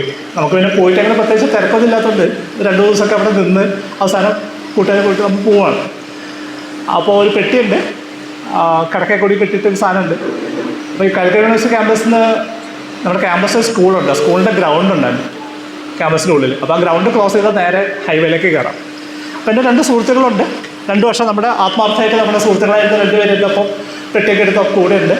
നമ്മളങ്ങനെ നേരെ ഗ്രൗണ്ട് ക്രോസ് ചെയ്ത് ഹൈവേയിലെത്തി. അപ്പോൾ എൻ്റെ നാട് തൃപ്പൂണിത്തുറയാണ്. അപ്പോൾ എനിക്ക് തെക്കോട്ടുള്ള ബസ്സിലൊക്കെ കയറുണ്ട്. അപ്പോൾ ഞാൻ റോഡ് ക്രോസ് ചെയ്യാൻ പോകും.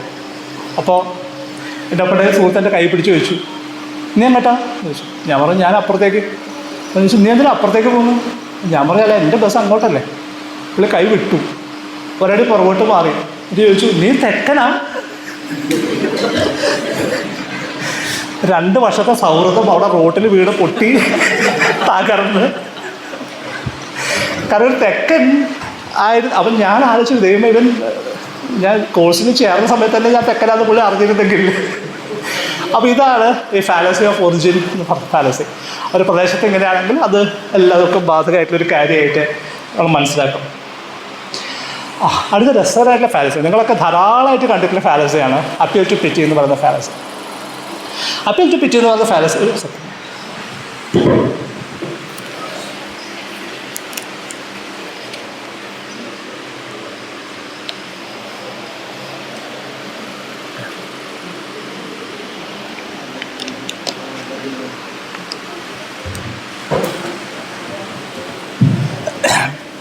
അപ്പീൽ ടു പിറ്റി ഫാലസിയിലെ വളരെ ലളിതമായ രൂപം എന്താ വെച്ചാൽ, ഞാൻ നിങ്ങളോട് പറയുകയാണ്,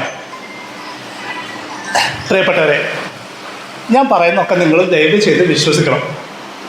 കാരണം പാവമല്ല ഞാൻ. ഇതാണ് അപ്പീൽ ടു പിറ്റി എന്ന് പറയുന്ന ഫാലസി. കുട്ടികളൊക്കെ വന്നിട്ട് പറയും, എനിക്ക് തലവേദനയായിരുന്നു, ഭയങ്കര തലവേദനയായിരുന്നു, അതുകൊണ്ട് ഹോംവർക്ക് ചെയ്യാൻ പറ്റില്ല എന്നൊക്കെ പറയുന്ന സ്ഥലത്ത് നിന്ന് തുടങ്ങി. ഏറ്റവും രസകരമായിട്ടുള്ളൊരു തമാശ എങ്ങനെയാണെന്ന് വെച്ച് കഴിഞ്ഞാൽ, ഒരു മനുഷ്യൻ പുള്ളി മദ്യപിച്ച് ആകെ ലക്കുകെട്ട അവസ്ഥയിൽ പുള്ളി മാതാപിതാക്കളെ കൊന്നവൻ. അച്ഛനെയും കൊന്നു, അമ്മയും കൊന്നു. പ്രശ്നമായി, അറസ്റ്റ് ചെയ്ത് കോടതിയിലേക്ക് കേസായി. അവസാനം വിധി പറയാം. അപ്പോൾ ജഡ്ജി പറഞ്ഞു, ഇയാൾ കാണിച്ച മഹാക്രമമാണല്ലോ, പുള്ളി ഏറ്റവും ഉയർന്ന ശിക്ഷ വിധിക്കാൻ പോവുകയാണ്, നിങ്ങൾക്ക് അതിൽ പറയാനുണ്ടോ എന്ന് ചോദിച്ചു. വക്കീൽ ചാടി എഴുതിയിട്ട് പറഞ്ഞു, മിലോഡ്, ഇദ്ദേഹത്തെ വധശിക്ഷയ്ക്ക് വിധിക്കരുത്, കാരണം അനാഥനാണ്, അച്ഛനുമില്ല അമ്മയില്ല. ഇതാണ് അതിൻ്റെ ഒരു ബേസിക് പാവമാണ്. അപ്പോൾ അതുകൊണ്ട് അനാഥനെ അങ്ങനെ ചെയ്യരുത്.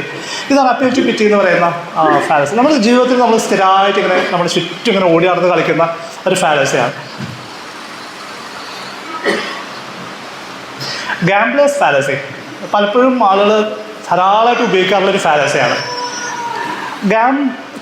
ചൂത് കളിക്കുന്ന സമയത്ത് നമുക്കുണ്ടാകുന്ന തോന്നലുണ്ട്. ചൂത് കളിക്കാതിരുന്നു, ആദ്യത്തെ റൗണ്ട് തോറ്റു, രണ്ടാമത്തെ റൗണ്ട് തോറ്റു, മൂന്നാമത്തെ റൗണ്ടും തോറ്റു. അപ്പോൾ നമ്മുടെ ഉള്ളിലൊരു തോന്നൽ ഇങ്ങനെ വരും, ഞാൻ 3 പ്രാവശ്യം തോറ്റല്ലോ, അപ്പോൾ എന്തായാലും അടുത്ത പ്രാവശ്യം ചെയ്യും. നമ്മൾ ലോട്ടറിക്ക് എടുക്കുന്ന ആളുകളുടെ ലോജിക്ക് എങ്ങനെയാണ്, ഞാൻ കുറേ നാളായിട്ട് ലോട്ടറി, ഇനി എന്തായാലും എനിക്ക് അടിച്ചേ പറ്റും. ആദ്യത്തെ 3 കുട്ടികൾ പെൺകുട്ടികളായി പോയി, അപ്പോൾ ഉറപ്പായിട്ടും അടുത്ത കുട്ടി ആൺകുട്ടിയായിരിക്കും. ഫാലസി ഓപ്പറേറ്റ് ചെയ്യാം. പക്ഷെ പ്രശ്നം എവിടെയാണെന്ന് അറിയോ, ഈ ലാസ്റ്റ് കാര്യത്തിൽ തീരുമാനം എടുക്കുന്ന കാര്യത്തിൽ ഈ ആദ്യത്തെ റിസൾട്ടിന് ഒരു പങ്കുമില്ല. ആദ്യത്തെ കുട്ടി ആണോ പെണ്ണോ എന്നുള്ളത് ഒരു കാരണവശാലും രണ്ടാമത്തെ കുട്ടി ആണോ പെണ്ണാവുന്നതിനെ ബാധിക്കുന്ന ഒരു കാര്യമല്ലല്ലോ. അത് ഇൻഡിപെൻഡൻറ്റ് ഇവൻസാണ്, തമ്മിൽ യാതൊരു ബന്ധമില്ലാത്ത ഇവൻസാണ്. പക്ഷെ നമ്മൾ തെറ്റിദ്ധരിക്കുകയാണ്, ചൂത് കളിക്കാരെ പോലെയാണ്. പല പ്രാവശ്യം തോറ്റു കഴിയുമ്പോൾ നമ്മൾ അടുത്തൊരു ഉറപ്പായിട്ട് നമ്മൾ ജയിക്കും എന്നുള്ള തോന്നൽ നമ്മുടെ ഉള്ളിൽ ഇങ്ങനെ വന്ന് എന്നറിയും. നമ്മൾ എടുത്തുകൊണ്ടേയിരിക്കും, നമ്മൾ ലോട്ടറി ടിക്കറ്റ് ഇങ്ങനെ എടുത്തുകൊണ്ടിരിക്കുകയും നമ്മുടെ പൈസ പോയിക്കൊണ്ടേയിരിക്കുകയും അടുത്ത കളി കളിക്കുകയും നമ്മൾ തോൽക്കുകയും ചെയ്യുന്ന പ്രോസസ്സാണ്. ഇതിനെയാണ് നമ്മൾ ഗാംബ്ലേഴ്സ് ഫാലസി എന്ന് വിളിക്കുന്നത്. ഗലീലിയോ ഫാലസി, ഇത് ഭയങ്കര രസമുള്ള ഫാലസി. ഇത് ഭയങ്കര രസമുള്ള ഫാലസി ആയതിന് കാരണം, അപ്പം ഞാൻ നിങ്ങളുടെ അടുത്ത് വന്നിട്ട് പറയുകയാണ്, ഞാൻ പറയുകയാണ് നിങ്ങളത്, ഈ മൊബൈലുണ്ടല്ലോ, എൻ്റെ ഈ മൊബൈലിനകത്ത് ഞാൻ പുതിയൊരു ആപ്പ് ആഡ് ചെയ്തിട്ടുണ്ട്. ഈ ആപ്പ് ഉപയോഗിച്ച് കഴിഞ്ഞാൽ എനിക്ക് സമയത്തിൽ പുറകോട്ടും മുന്നോട്ടും പോകാൻ പറ്റും. എനിക്ക് വേണമെങ്കിൽ BC 100 പോവാം, എനിക്ക് വേണമെങ്കിൽ ഒരു 50 വർഷം മുന്നോട്ട് പോവാം എന്ന് പറയുമ്പോൾ നിങ്ങൾ പറയും, പിന്നെ നടക്കുന്ന കാര്യമല്ലല്ലോ എന്ന് പറയാം. അപ്പം ഞാൻ നിങ്ങളോട് തിരിച്ചു, പണ്ടേ ഗലീലിയോ സൂര്യന് ചുറ്റും ഭൂമി കറങ്ങണമെന്ന് പറഞ്ഞപ്പോഴും ആളുകൾ ഇങ്ങനെ പറഞ്ഞിരുന്നത്. മനസ്സിലായോ? പണ്ട് ഗലീലിയോ ഒരു സത്യം പറഞ്ഞപ്പോൾ ചുറ്റുമുള്ള ആളുകൾ സമ്മതിച്ചില്ല. ഗലീലിയോ സത്യം പറഞ്ഞു. പുള്ളി പറഞ്ഞു ഭൂമി സൂര്യന് ചുറ്റും കറങ്ങണമെന്ന് പറഞ്ഞപ്പോൾ അതുമല്ല, ആ സമയത്തുള്ള പൊതുബോധം അങ്ങനെയല്ല. അതായത് ഭൂമി ഇങ്ങനെ അനങ്ങാതെ നിൽക്കുകയും സൂര്യൻ അതിന് ചുറ്റേം കറങ്ങുക എന്നുള്ളൊരു പൊതുബോധം നിൽക്കുന്ന സമൂഹം ഗലീലിയോ നടത്തിയ ഗംഭീരമായിട്ടുള്ള കണ്ടുപിടുത്തത്തെ സമ്മതിച്ചില്ലല്ലോ. അതേപോലെയല്ലേ ഞാനൊരു ഗംഭീര കണ്ടുപിടുത്തം നടത്തിയെന്ന് നിങ്ങൾ പറയുമ്പോൾ നിങ്ങൾ സമ്മതിക്കില്ലല്ലോ. ഇത് പണ്ട് ഗലീലിയെ പോലെ തന്നെയാണ് ഞാനൊരു ഗംഭീര കണ്ടുപിടുത്തം നടത്തി നിങ്ങളെന്താ വിശ്വസിക്കാത്ത എന്ന് ചോദിക്കുന്ന പ്രോസസ്സിനാണ് ഗലീലിയോ ഫാൻറ്റസി എന്ന് പറയും. പണ്ട് ഗലീലിയോനെ നിങ്ങൾ തള്ളിക്കളഞ്ഞതുപോലെ, അന്നത്തെ സമൂഹം തള്ളിക്കളഞ്ഞ പോലെ എന്നെ ഗംഭീരമായിട്ടുള്ളൊരു പ്രോഡക്റ്റ് ഡെവലപ്പ് ചെയ്ത എന്നെ നിങ്ങളും തള്ളിക്കളയാണ്. ഇതാണ് Galileo fantasy. Appeal to popularity. ഇത് വർക്ക് ചെയ്യുന്നത് എങ്ങനെയാണെന്ന് വെച്ച് കഴിഞ്ഞാൽ, നിങ്ങൾ പരസ്യങ്ങൾ കണ്ടിട്ടുണ്ടാവും. കേരളത്തിൽ ഏറ്റവും കൂടുതൽ ആളുകൾ വായിക്കുന്ന പത്രം, ഏറ്റവും കൂടുതൽ ആളുകൾ വായിക്കുന്ന പത്രം ആയതുകൊണ്ട് ഇപ്പോൾ എന്താ നല്ല പത്രമാവുമോ? പക്ഷേ അത് നല്ല പത്രം ആണെന്നാണ് പറയാൻ ശ്രമിക്കുന്നത്. സത്യത്തിൽ ഏറ്റവും കൂടുതൽ മംഗളം വാരിക, ഏറ്റവും പ്രചാരമുള്ള വാരിക എന്ന് പറഞ്ഞിട്ട് മംഗളം വാരിക പറയുമ്പോൾ അവർ ഉദ്ദേശിക്കുന്നത് എന്താ വെച്ചാൽ ഞങ്ങളുടെ വാരിക ഏറ്റവും ഗംഭീര വാരികയാണെന്നാണ്. പക്ഷേ സമൂഹത്തിൽ തമാശ എന്താ വെച്ചാൽ ഏറ്റവും കൂടുതൽ വായിക്കുന്ന വസ്തുവായിരിക്കും ഏറ്റവും മോശമായിട്ടുള്ള വസ്തു. ഏറ്റവും കൂടുതൽ ആൾ വായിക്കുന്ന മാസികയായിരിക്കും ഏറ്റവും മോശം മാസിക. ഏറ്റവും കൂടുതൽ ആളുകൾ കാണുന്ന സിനിമയായിരിക്കും ഏറ്റവും മോശം സിനിമ. പക്ഷെ നേരെ തിരിച്ചാണ് ആർഗ്യുമെൻ്റ്. ഇപ്പോൾ പോപ്പുലാരിറ്റി ഒന്ന് നോക്കൂ, എത്ര പേര് കണ്ടിട്ടുണ്ട്. അപ്പോൾ അതുകൊണ്ട് നിങ്ങളും വിശ്വസിച്ചുകൂടെ? എല്ലാവർക്കും അറിയാലോ ദൈവമുണ്ടെന്ന്. പിന്നെ നിങ്ങൾക്ക് എന്താ സംശയം? എല്ലാവരും അമ്പലത്തിൽ പോകുന്നുണ്ടല്ലോ, പള്ളിയിൽ പോകുന്നത്. ശബരിമലയിൽ ഇപ്പോൾ ആളുകൾ എല്ലാവരും ഓരോ വർഷം ആളുകളെണ്ണം കൂടിക്കൂടി വരിക. പിന്നെ നിങ്ങൾക്ക് മാത്രമായിട്ട് എന്തൊരു സംശയം? നിങ്ങൾ മൊത്തം ആളുകളോടൊപ്പം ചേരുകയല്ലേ വേണ്ടത്? എല്ലാവർക്കും, അവരെല്ലാവരും നിങ്ങളെപ്പോലുള്ള മനുഷ്യരാണ്. അവർക്ക് നല്ല ബോധ്യമുള്ള കാര്യമാണല്ലോ. പിന്നെ നിങ്ങൾക്ക് എന്താ ബോധ്യമാകാത്തത്? Appeal to popularity. Appeal to false authority. Appeal to authority എന്ന് പറയുന്ന സാധനമുണ്ട്. അപ്പീൽ ടു അതോറിറ്റി എങ്ങനെയാണെന്ന് വെച്ച് കഴിഞ്ഞാൽ, നമ്മൾ സ്കൂളിലും കോളേജുകളിലും സ്ഥാപനങ്ങളിലൊക്കെ കൃത്യമായിട്ട് കാണുന്നൊരു ഫാലസിയാണ്. ഒരു കഴിവ് സ്റ്റേറ്റ്മെൻറ്റ് വരുന്നു, അതിൽ ശരിയെന്ന് പറയുന്നത് ആര് പറഞ്ഞു എന്നുള്ളതാണ്. സാറ് പറഞ്ഞു, ടീച്ചർ പറഞ്ഞു, ഹെഡ് മാസ്റ്റർ പറഞ്ഞു, പ്രിൻസിപ്പൽ പറഞ്ഞു, MLA പറഞ്ഞു, മന്ത്രി പറഞ്ഞു, മുഖ്യമന്ത്രി പറഞ്ഞു, പ്രധാനമന്ത്രി പറഞ്ഞു, മാർപ്പാപ്പ പറഞ്ഞു എന്നൊക്കെ പറഞ്ഞിട്ടായിരിക്കും സാധനം വരും. പറയുന്നത് സാധനം സ്റ്റേറ്റ്മെൻറ്റ് മഹാ അബദ്ധമായിരിക്കും. പക്ഷേ അതോറിറ്റിയെ സമ്മതിച്ചേ പറ്റൂ എന്ന് പറയുന്ന ഒരവസ്ഥ. Appeal to authority. ഒരു അതോറിറ്റി ഉണ്ട്, അതോറിറ്റി പറഞ്ഞുകൊണ്ട് അത് ശരിയാണ്. അങ്ങനെ ഓർമ്മയുണ്ടോ ഏതെങ്കിലും എക്സാമ്പിൾസ്? ഒരു അതോറിറ്റി പറഞ്ഞു എന്നുള്ളത് കൊണ്ട് നമ്മൾ വിശ്വസിക്കാൻ നിർബന്ധിതരാവുന്ന ഏതെങ്കിലും ഫാലസി ഓർമ്മയുണ്ടോ?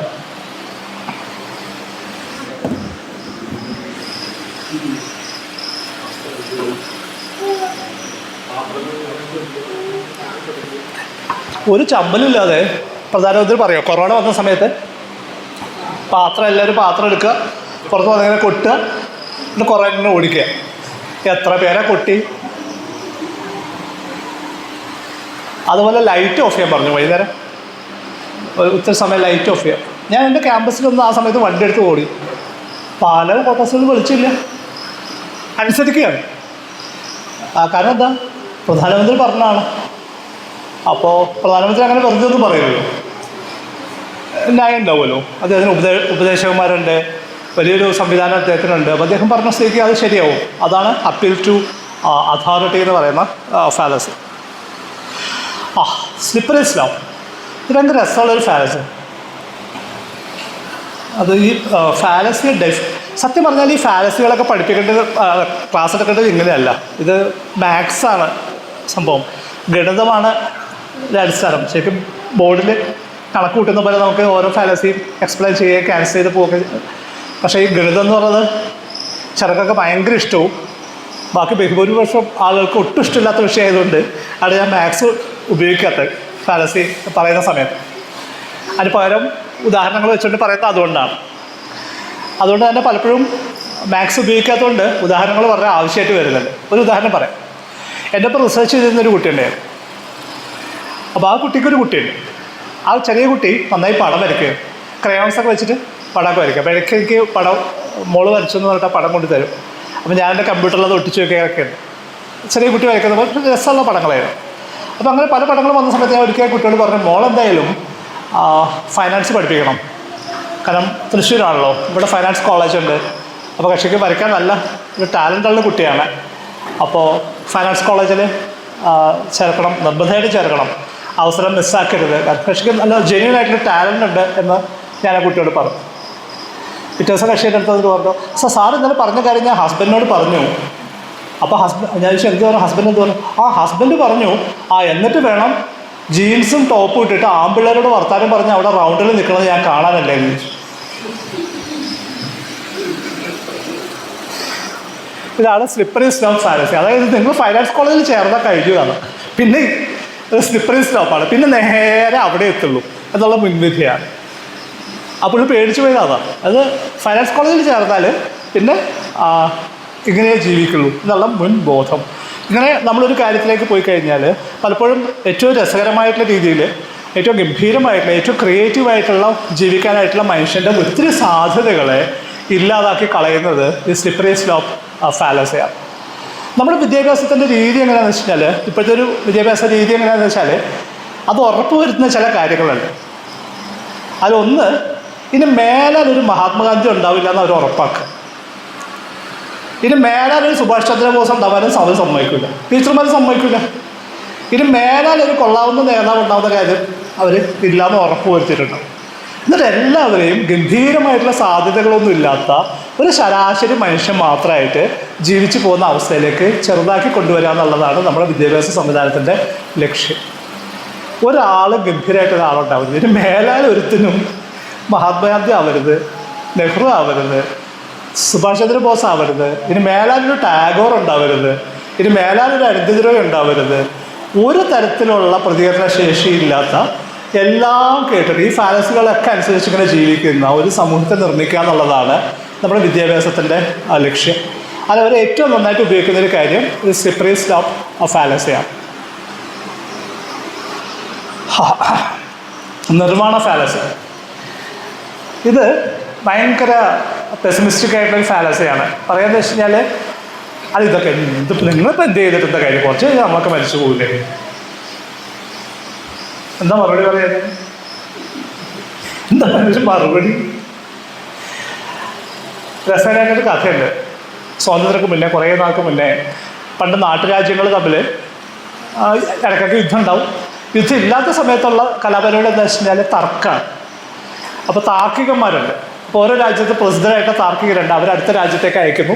അവിടെയുള്ള താർക്കികന്മാരായിട്ട് അവർ തർക്കത്തിൽ ഏർപ്പെടുന്നു. എന്നിട്ട് തർക്കത്തിൽ ആരാണ് ജയിക്കുക ഇതിങ്ങനെ നോക്കുന്നതിൽ പറയും. ഇപ്പോൾ നമ്മൾ ക്രിക്കറ്റ് കളിക്കുന്ന പോലെ ഇന്ത്യ പാകിസ്ഥാൻ നമ്മൾ ക്രിക്കറ്റ് കളിക്കാൻ പോയി കഴിഞ്ഞാൽ ഏകദേശം ഒരു യുദ്ധത്തിൻ്റെ അതേ സ്വഭാവമാണല്ലോ അവിടെ ഉണ്ടാവുക. ഭയങ്കരമായിട്ടുള്ള ബിൽറ്റപ്പാണ്, ആര് ജയിച്ചു അങ്ങനെ സാധനങ്ങളൊക്കെ. അപ്പോൾ പാകിസ്ഥാനെ നമ്മൾ ക്രിക്കറ്റ് തോൽപ്പിച്ചാൽ നമ്മൾ യുദ്ധത്തിൽ ജയിച്ച സന്തോഷമാണ് ഇന്ത്യക്കാർക്കൊക്കെ ഉണ്ടാവുക. അപ്പോൾ തർക്കമാണ് അന്ന് ഉപയോഗിച്ചിരുന്ന സാധനം. അപ്പോൾ താർക്കികന്മാർ അങ്ങോട്ട് പോകും. അപ്പോൾ വളരെ പ്രസിദ്ധനായിട്ടുള്ള താർക്കികനുണ്ട്. ഇയാൾ ആർക്ക് തോൽപ്പിക്കാൻ പറ്റില്ല. ഇയാൾ എവിടെ പോയാലും ഇയാൾ ജയിച്ചു വരും. അപ്പോൾ ഒരു രാജാവിന് തോന്നി ഇവനെ അങ്ങനെ വിട്ടാൽ ശരിയാവില്ലല്ലോ, ഇവനെ ഒന്ന് പിടിച്ചു നിർത്തണം. അങ്ങനെ പുള്ളിനെ ക്ഷണിക്കുകയാണ്. എന്നിട്ട് പുള്ളിയുടെ രാജ്യത്തെ ഏറ്റവും മികച്ച താർക്കികന്മാരെ പുള്ളിയായിട്ട് തർക്കിക്കാനായിട്ട് വെച്ചു കൊടുക്കുക. എന്നിട്ട് രക്ഷയില്ല, ഈ മനുഷ്യൻ അവരെ തോൽപ്പിച്ച് കളയാം.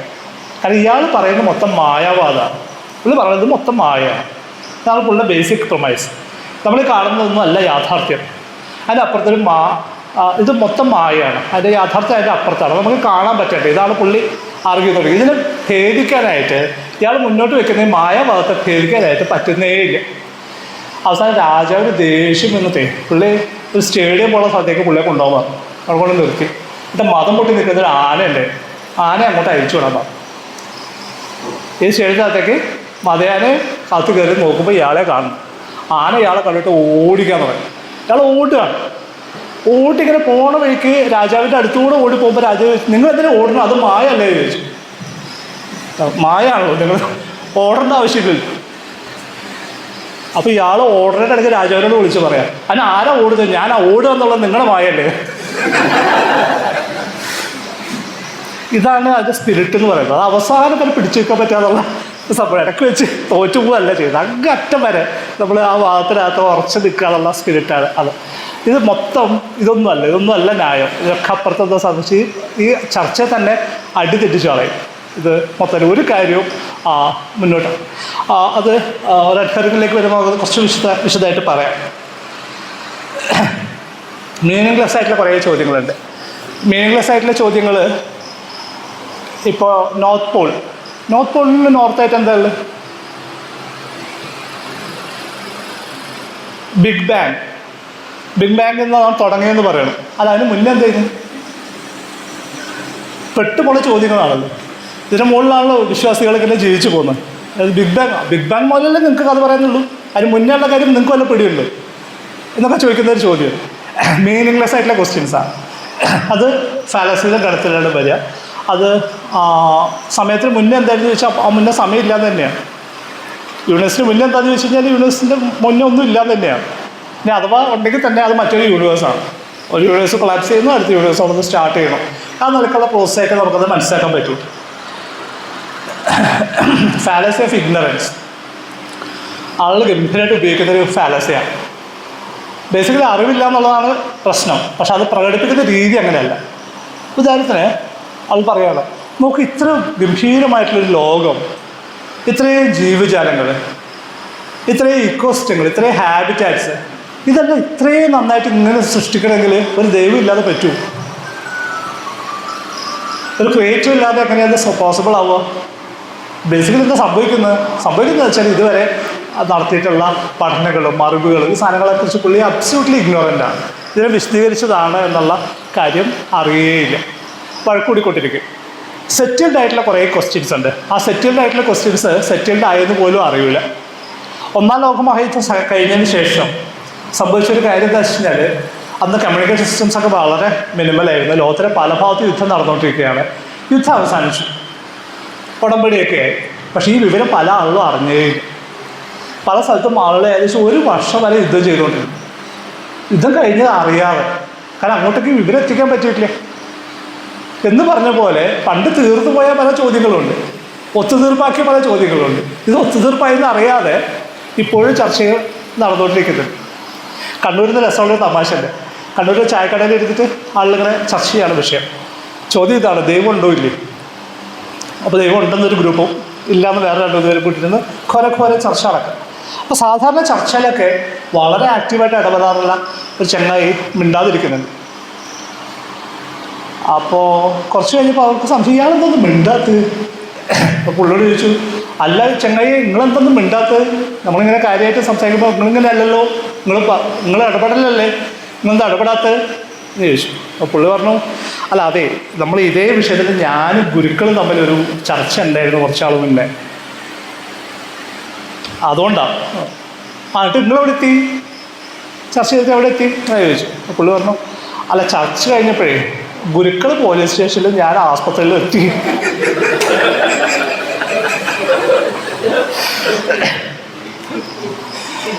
അപ്പോൾ സെറ്റിൽഡ് ആയിട്ട് പല പ്രശ്നമുണ്ട്. അതൊരു പിന്നെ എടുത്ത് നമ്മളിങ്ങനെ ചർച്ച ചെയ്തോണ്ടിരിക്കും. സെറ്റിൽഡ് ആയി നമ്മൾ അറിയില്ല, ഇത് കഴിഞ്ഞ് പോയത് നമ്മൾ അറിഞ്ഞിട്ടില്ല. ഇഗ്നറൻസ് ആണ്. അതിനെക്കുറിച്ച് നമ്മൾ അന്വേഷിച്ചിട്ടില്ല, പഠിച്ചിട്ടില്ല, ആ പ്രോസസ്സിലൂടെ പോയിട്ടില്ല. നമ്മളിത് എവിടെയോ ഇപ്പോഴും ലൈവായിട്ടുള്ള സാധനമായിട്ട് എടുത്തു വെച്ചിട്ട് ചർച്ച ചെയ്തുകൊണ്ടേ ഇരിക്കും. Complex question fallacy. ചില ചോദ്യങ്ങളുണ്ട്, അതിൽ എന്ത് ഉത്തരം പറഞ്ഞാലും നമ്മൾ പെട്ടുപോകും. ക്ലാസിക്കൽ ക്വസ്റ്റ്യൻ ഇതാണ്, നിങ്ങളുടെ ഭാര്യയെ തല്ലുന്നത് നിർത്തിയോ?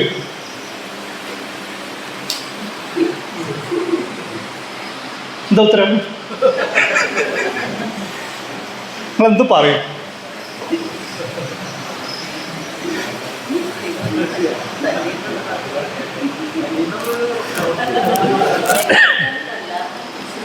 നിങ്ങൾ പരീക്ഷയ്ക്ക് കോപ്പി എടുക്കുന്നത് നിർത്തിയോ?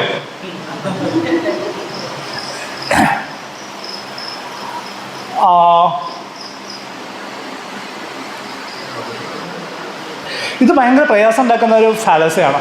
ഇത് തമാശല്ല. കോടതിയിൽ പോയിട്ടുണ്ടെങ്കിൽ കോടതിയിലെ വ്യവഹാരം കേട്ടിട്ടുണ്ടോ? കോടതി വ്യവഹാരങ്ങളുടെ ഒരു സ്വഭാവം എങ്ങനെയാണെന്ന് വെച്ച് കഴിഞ്ഞാൽ, നമ്മുടെ അടുത്ത് ഈ തരത്തിലുള്ള ചോദ്യങ്ങൾ വരിക. കോടതി വ്യവഹാരങ്ങളുമായിട്ട് ബന്ധപ്പെട്ട് ധാരാളം ഫാലസികൾ ഏറ്റവും കൂടുതൽ ഉപയോഗിക്കപ്പെടുന്ന സ്ഥലം കോടതിയാണ്. ഒരു ഫാലസി എങ്ങനെ വെച്ചാൽ, ഒരു ഡോക്ടർ, പുള്ളി പ്രായ ഡോക്ടറാണ്, നല്ല ഡോക്ടറാണ്, ഭയങ്കര ആത്മാർത്ഥമായിട്ട് രോഗികളെ ശുശ്രൂഷിക്കുന്ന ആളാണ്. ആ ഡോക്ടറെ ചികിത്സിച്ച ഒരാൾ മരിച്ചുപോയി. അപ്പോൾ വക്കീൽ ബന്ധുക്കളായിട്ട് കണ്ടിട്ട് ഒരു ഡീല് ഫിക്സ് ചെയ്തു. നമുക്ക് ഡോക്ടറുടെ ചികിത്സ പിഴവ് മൂലമാണ് മരിച്ചതെന്ന് നമുക്ക് കേസ് കൊടുക്കാം, കിട്ടുന്ന നഷ്ടപരിഹാരം നമുക്ക് ഈക്വലായിട്ട് ഷെയർ ചെയ്യാം. അങ്ങനെ കേസ് കൊടുക്കുക.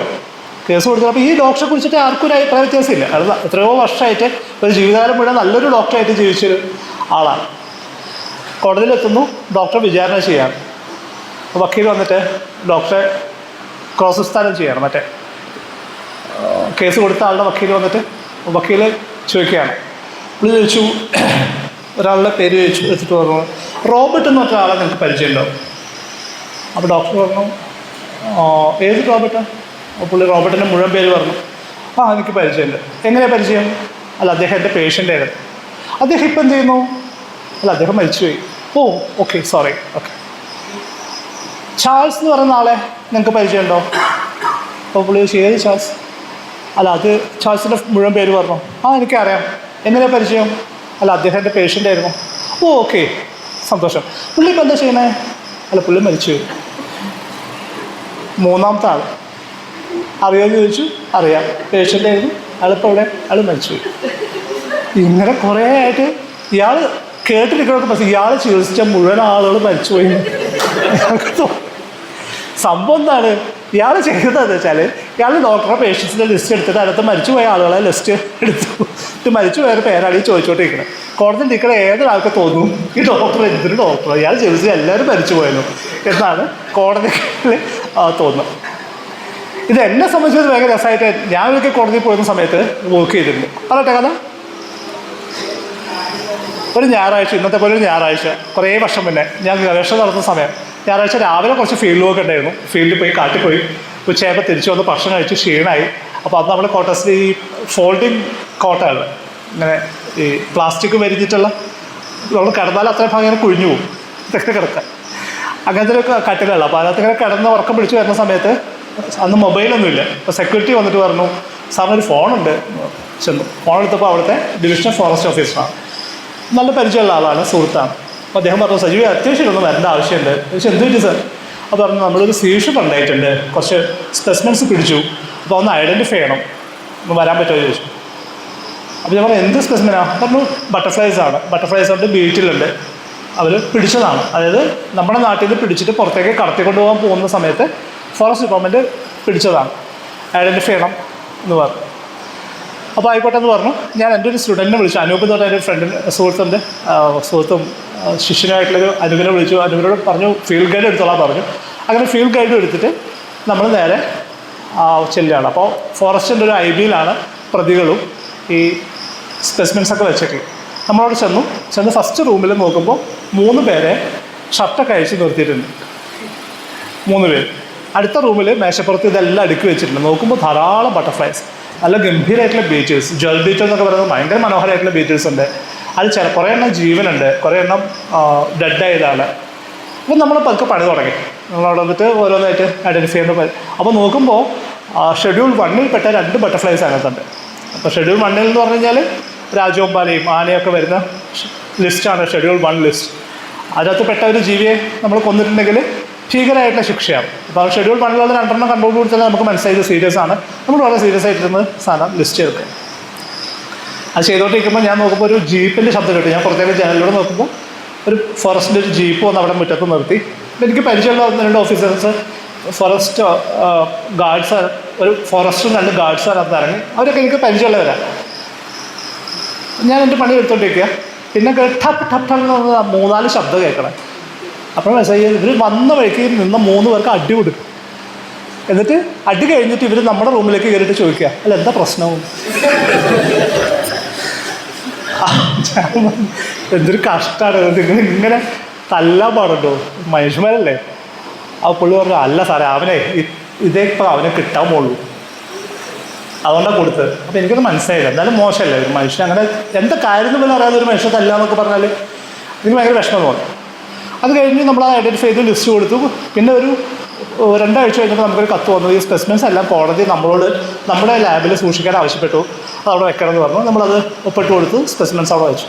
2.5 കൊല്ലത്തിന് ശേഷം എനിക്ക് സമൻസ് വരികയാണ് കോടതിയിൽ എത്താൻ വേണ്ടി. എന്നെ വിസ്തരിക്കാൻ പോവാണ് സാക്ഷിയായിട്ട്. അപ്പോൾ ഞാനവിടെ ചെന്നു, കൂട്ടിക്കയറി നിൽക്കുന്നു. അപ്പോൾ അത് കോടതിയിലേക്ക് ഇരിക്കുന്ന സമയത്ത് ഞാനവിടെ സീറ്റിൽ ഇരിക്കുന്നുണ്ട്, കോടതിയിൽ നടക്കുന്നുണ്ട്. ഈ കേസ് വിളിച്ച സമയത്ത് ജഡ്ജി ചോദിച്ചു, ഡോക്ടർ ടി വി സജീവ് എന്നൊരു ആൾ ഇവിടെ എവിടെയെങ്കിലും ഉണ്ടോ? ഞാൻ പറഞ്ഞു, ഞാൻ എഴുതിയിട്ടുണ്ട്. നിങ്ങളൊന്ന് പുറത്ത് പോകണം. എനിക്ക് മനസ്സിലായില്ല എന്താ കാര്യം. ഞാൻ പുറത്തേക്ക് നടന്നപ്പോൾ ഒരു പോലീസുകാരി അവിടെ നിൽക്കണ്ടായിരുന്നു. അത് പറഞ്ഞു, അല്ല നിങ്ങൾ റേഞ്ച് ഓഫീസറിനെയാണ് ആദ്യം വിളിക്കുന്നത്, അപ്പോൾ പുള്ളി പറയണമെന്ന് നിങ്ങൾ കേൾക്കാതിരിക്കാൻ വേണ്ടിയാണ് പുറത്ത് പോകാൻ പറഞ്ഞു. ശരി ആയിക്കോട്ടെ തോന്നുന്നു. ഞാൻ പുറത്ത് പോയി, അവിടെ ബാൽക്കണിയിൽ പോയി നിന്നു. കുറച്ച് കഴിഞ്ഞപ്പോൾ എന്നെ വിളിച്ചു, ഞാൻ കൂട്ടിക്കയറി നിന്നു. അഡ്വക്കേറ്റ് വന്നു. ചേച്ചി പേരെന്താ ചോദിച്ചു. ഞാൻ പറഞ്ഞു, എൻ്റെ പേര് സജീവ് എന്നാണ്. നിങ്ങൾ എന്താ പഠിച്ചു? ഞാൻ പറഞ്ഞു, ഇതാ പഠിച്ചത്. എന്താ ജോലി പറഞ്ഞു. നിങ്ങൾക്ക് ഈ ചിത്രശലഭങ്ങളെ കുറിച്ചിട്ടും വണ്ടികളെ കുറിച്ചിട്ടൊക്കെ ഉള്ള ഏതെങ്കിലും പുസ്തകങ്ങൾ പരിചയമുണ്ടോ? ഞാൻ പറഞ്ഞിട്ടുണ്ട്. 2-3 പുസ്തകങ്ങളുടെ പേര് പറയാൻ പറ്റുമോ? ഞാൻ വളരെ ആത്മാർത്ഥമായിട്ട് ഇംഗ്ലീഷിലുള്ള കുറച്ച് പുസ്തകങ്ങളും പിന്നെ മലയാളത്തിലുള്ള 2 പുസ്തകങ്ങളൊക്കെ പേരൊക്കെ പറഞ്ഞു. ഓക്കെ, ശരി. അതിനുശേഷം ഞാൻ എഴുതി കൊടുത്ത ഈ ലിസ്റ്റ് പുള്ളി എടുത്തു. ലിസ്റ്റ് എടുത്തിട്ട് ചോദിച്ചു, ഇത് നിങ്ങൾ എഴുതിയതാണോ? പറഞ്ഞാൽ അതെ. ഈ ഒപ്പ് നിങ്ങളുടെയാണോ? പറഞ്ഞാൽ ശരി. ഇത് നിങ്ങൾ രാത്രിയാണോ പകലാണോ എഴുതിയതിനകത്ത് പറഞ്ഞിട്ടുണ്ടോ? ഞാൻ പറഞ്ഞില്ല.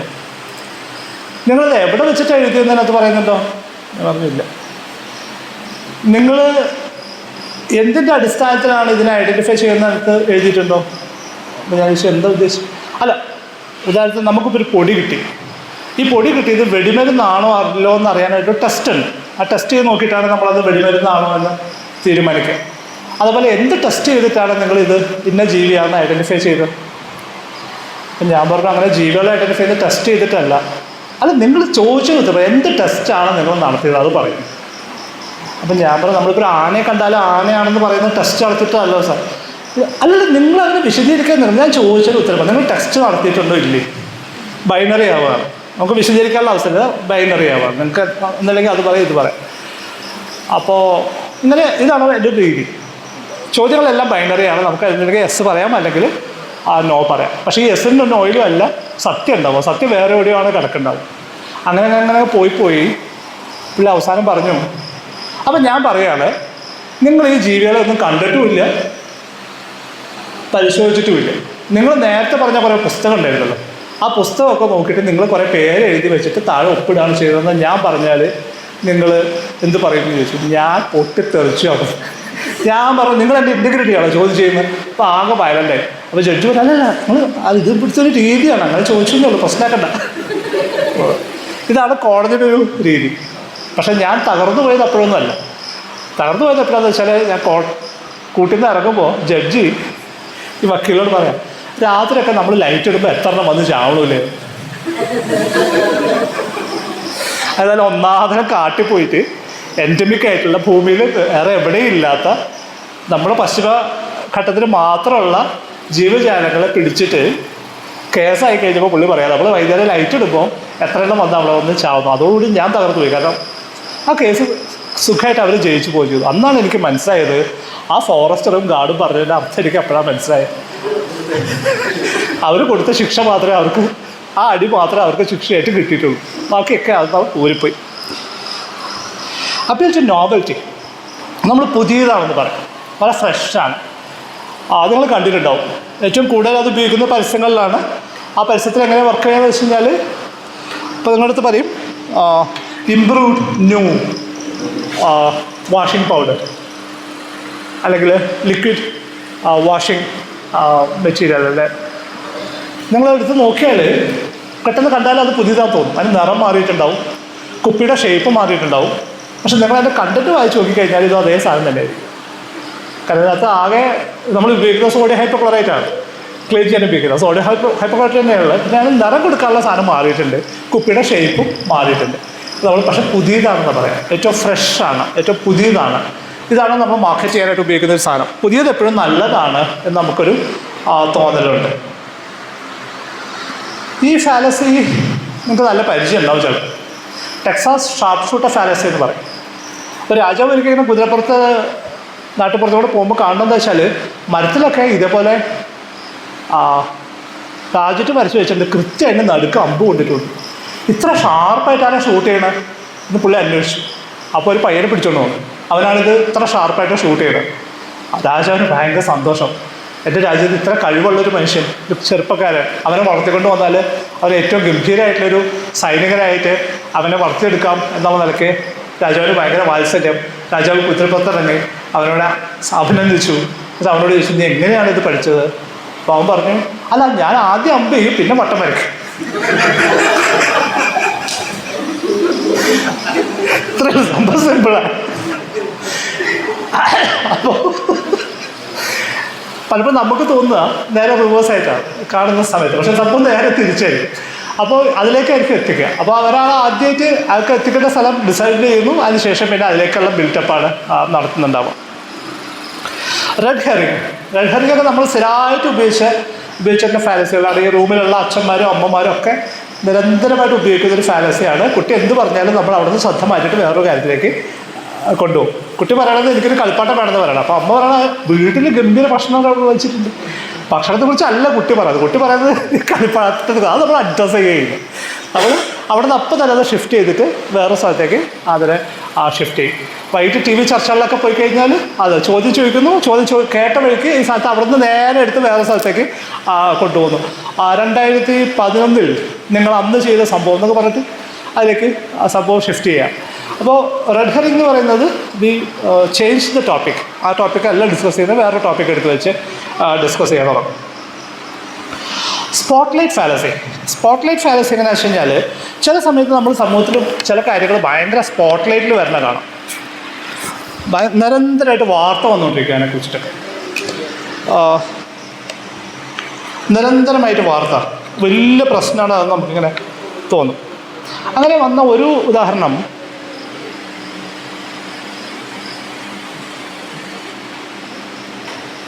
കുറച്ച് നാൾ മുന്നേ തെരുവ് നായ്ക്കൾ ഭയങ്കര പ്രശ്നമാണെന്ന് പറഞ്ഞിട്ട് വാർത്തകൾ വരാൻ തുടങ്ങി.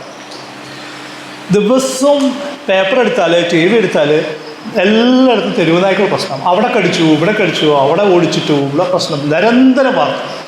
ഒരു 2-3 ആഴ്ച നിരന്തരം ഈ വാർത്തകൾ വന്നോട്ടേക്കും. ആ വിഷയം സ്പോട്ട്ലൈറ്റിലേക്ക് എത്തുന്നു, ഭയങ്കരമായിട്ടുള്ള വിസിബിലിറ്റി വാർത്തകൾ കിട്ടുന്നു. അപ്പോൾ നമ്മൾ അന്വേഷിക്കുന്നത് എന്താ സംഭവിക്കുന്നത്? നായകളെല്ലാവരും കൂടി ഇപ്പം പെട്ടെന്ന് ഇറങ്ങി പുറപ്പെട്ട എല്ലാവരും കടിച്ചു കളയാവുന്ന നായകൾ തീരുമാനമെടുത്തു. പണ്ട് MP നാരായണപിള്ള നോവലുണ്ടായിരുന്നു, വായിച്ചിട്ടുണ്ടായിരുന്നു, പരിണാമം എന്ന് പറഞ്ഞാൽ. പരിണാമത്തിലുള്ള പോലെ അവർ വിപ്ലവം നടത്താനായിട്ട് നായകളെല്ലാവരും കൂടി തീരുമാനിക്കുകയും നേതാവ് ആഹ്വാനം ചെയ്യുകയും ചെയ്ത് എന്നാൽ പിന്നെയും പോലെ മനുഷ്യർ മുഴുവൻ കടിച്ചോളാനായിട്ട് അങ്ങനൊരു തീരുമാനം ഉണ്ടാകാൻ വഴിയില്ലല്ലോ. അപ്പോൾ എങ്ങനെയാണ് തിരുവനന്തപുരത്തുള്ള നായയും കാസർഗോഡുള്ള നായയും കൊച്ചിയിലുള്ള നായകളും എല്ലാവരും മനുഷ്യരെ ഓടിച്ചിട്ട് കളിക്കുന്ന ഒരു പരിപാടിയിലേക്ക് മാറിയത് എന്തുകൊണ്ടാണെന്നുള്ളത് ശാസ്ത്രജ്ഞർക്ക് എനിക്കുണ്ടായൊരു സംശയം. ഇത് അന്വേഷിച്ച് പോയപ്പോൾ എവിടെ എത്തിയാൽ അറിയാം. എത്തിയത് 2 വീലറിൻ്റെ കച്ചവടത്തിലാണ്. അന്ന് സംഭവിച്ചൊരു കാര്യം എന്ന് വെച്ചാൽ ഓട്ടോമൊബൈൽ ഇൻഡസ്ട്രി ഭയങ്കരമായിട്ട് കൂപ്പുത്തുന്നൊരു സമയത്ത് 2 വീലർ സെയിൽസ് ഭയങ്കരമായിട്ട് ബൂസ്റ്റ് ചെയ്യാൻ വേണ്ടി ഉപയോഗിച്ചൊരു സ്പോട്ട്ലൈറ്റ് ഫാലസി പരിപാടിയായിരുന്നു. തെരുവ് നായ്ക്കളുടെ പ്രശ്നം എല്ലാവരും കൺസേൺഡായി. കാരണം നടന്നു പോകുന്നതാണുള്ള പ്രശ്നം എല്ലാവരും. അപ്പോൾ ആ സമയത്ത് നിങ്ങൾ നോക്കിയാലും അറിയാം, ആ സമയത്ത് നിങ്ങൾക്ക് 10 പൈസ പോലും നിങ്ങളുടെ കയ്യിൽ ആവശ്യമില്ലായിരുന്നു നിങ്ങൾക്കൊരു 2 വീലർ വാങ്ങാൻ. കാരണം ബാങ്കിങ് പ്രോസസ്സ് അവർ തന്നെ സ്റ്റാർട്ട് ചെയ്തു. നിങ്ങൾക്ക് ആഗ്രഹം മാത്രം ഉണ്ടായാൽ മതി, പൈസ വേണ്ട. നിങ്ങളൊരു ആഗ്രഹം അറിഞ്ഞാൽ നിങ്ങൾക്ക് വണ്ടി എടുത്തുകൊണ്ട് പോവാം, നിങ്ങൾക്ക് നായ്ക്കളിൽ നിന്ന് രക്ഷപ്പെടാം. അപ്പോൾ കുട്ടികളെ കുറിച്ചിട്ട് ബേജാറുള്ള പാരൻസും ഭാര്യയെക്കുറിച്ചിട്ട് പേടിയുള്ള ഭർത്താവും എല്ലാവരും ഇല്ലാത്ത പൈസ മുടക്കി നേരെ അവിടെ പോയിട്ട് 1 രൂപ കൊടുത്ത് വണ്ടി വാങ്ങുകയും പിന്നെ അടുത്ത മാസം പോലെ അതിങ്ങനെ അടച്ചു കൊടുത്താൽ മതി. പിന്നെ EMI ആണല്ലോ. അപ്പോൾ EMIയിലേക്ക് ആ സാധനം ഷിഫ്റ്റ് ചെയ്യുകയും കേരളത്തിൽ ഭയങ്കരമായിട്ട് 2 വീലറിൻ്റെ സെയിൽ കൂടുകയും ചെയ്യും.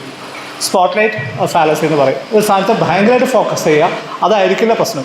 അത് നിങ്ങൾ ആലോചിച്ച് നോക്കും. അങ്ങനെ നായ്ക്കൾ ഇപ്പം എന്താ നായ്ക്കൾ അങ്ങനെ കടിക്കാത്തത്? ഇപ്പം നായ്ക്കൾക്കൊന്നും കടിക്കുന്നതാ തോന്നാത്തത്? അതിൻ്റെ ആവശ്യം കഴിഞ്ഞു. ആ സമയത്തുള്ളൊരു പീക്ക് എത്തി, അത് മുന്നോട്ട് പോയി. ഇങ്ങനെ ചില സാധനങ്ങൾ പെട്ടെന്ന് ഇങ്ങനെ ചാടി വരും. അതിനാണ് നമ്മൾ സ്പോട്ട്ലൈറ്റ് ഫാലസി എന്ന് പറയും. Righteousness fallacy. റൈറ്റിയസ്നെസ് ഫാലസി എങ്ങനെ വർക്ക് ചെയ്യാന്ന് വെച്ച് കഴിഞ്ഞാൽ, ഞാനൊരു കുറ്റം ചെയ്തു നോക്കി, ഞാനൊരു തെറ്റ് ചെയ്തു. ഈ തെറ്റ് ചെയ്തത് പ്രശ്നമാകുമ്പോൾ ഞാൻ വന്നിട്ട് അയ്യോ ഞാൻ അങ്ങനെ ചെയ്യേ, ഞാൻ എന്തൊരു നല്ല മനുഷ്യനാണ്, ഞാൻ ഇന്നലെയും കൂടി അവിടെ ബ്രേക്ക് ത്രൂവിൽ പോയിട്ട് ക്ലാസ് എടുത്ത മനുഷ്യനല്ലേ, ഞാൻ അങ്ങനെ ചെയ്യുമെന്ന് നിങ്ങൾക്ക് തോന്നുന്നുണ്ടോ?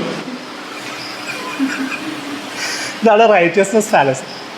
സുഗതകുമാരി എല്ലാവർക്കും ഇഷ്ടമുള്ള കവിയാണ്. ഗംഭീരമായിട്ടുള്ള ധാരാളം കവിത എഴുതിയിട്ടുണ്ട്. സുഗതകുമാരി തിരുവനന്തപുരത്ത് ഒരു സ്ഥാപനം തുടങ്ങി. അവിടെ സ്ത്രീകൾക്ക് വേണ്ടിയിട്ട് അഭയം കൊടുക്കുന്ന ഒരു സ്ഥാപനം തുടങ്ങി.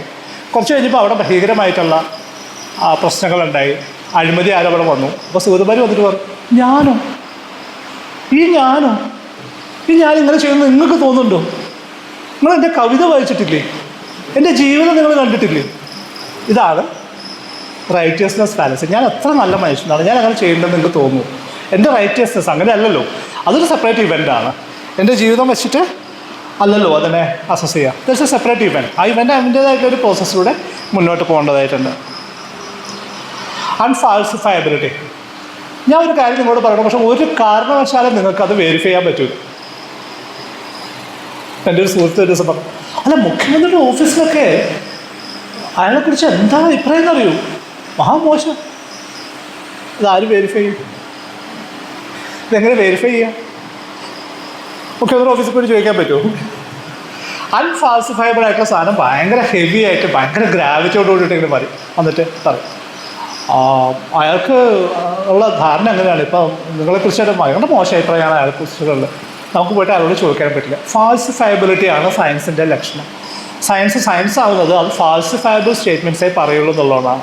സയൻസിൽ നമ്മൾ മുന്നോട്ട് വെക്കുന്ന ഏതൊരു സ്റ്റേറ്റ്മെൻറ്റും നിങ്ങൾക്ക് തെറ്റാണോ ശരിയാണോ എന്ന് വെരിഫൈ ചെയ്യാൻ പറ്റും. ഞാൻ പറഞ്ഞാൽ മാത്രം പോരാ, അത് നിങ്ങൾക്കത് വെരിഫൈ ചെയ്യാൻ പറ്റുന്ന സ്റ്റേറ്റ്മെൻറ്റ്സ് ആണ് സയൻസ് പറയാം.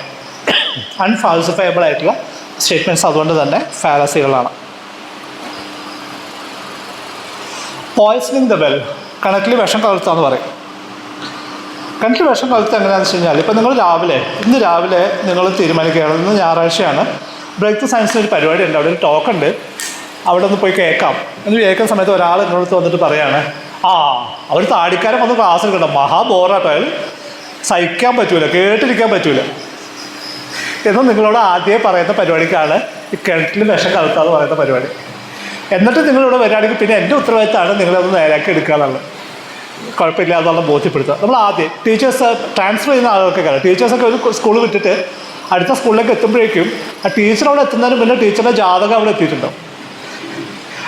ആ ടീച്ചർ ഏത് സംഘടനയാണ്, എന്ത് നിലപാടാണ്, എന്ത് സ്വഭാവമാണ്, അടിക്കുകയോ പിച്ചോ മാന്തോ അങ്ങനെയുള്ള കംപ്ലീറ്റ് ഡീറ്റെയിൽസ് അവിടെ എത്തിയതിന് ശേഷമാണ് ഇപ്പോൾ ഒരു ടീച്ചർ അങ്ങോട്ട് എത്തുക.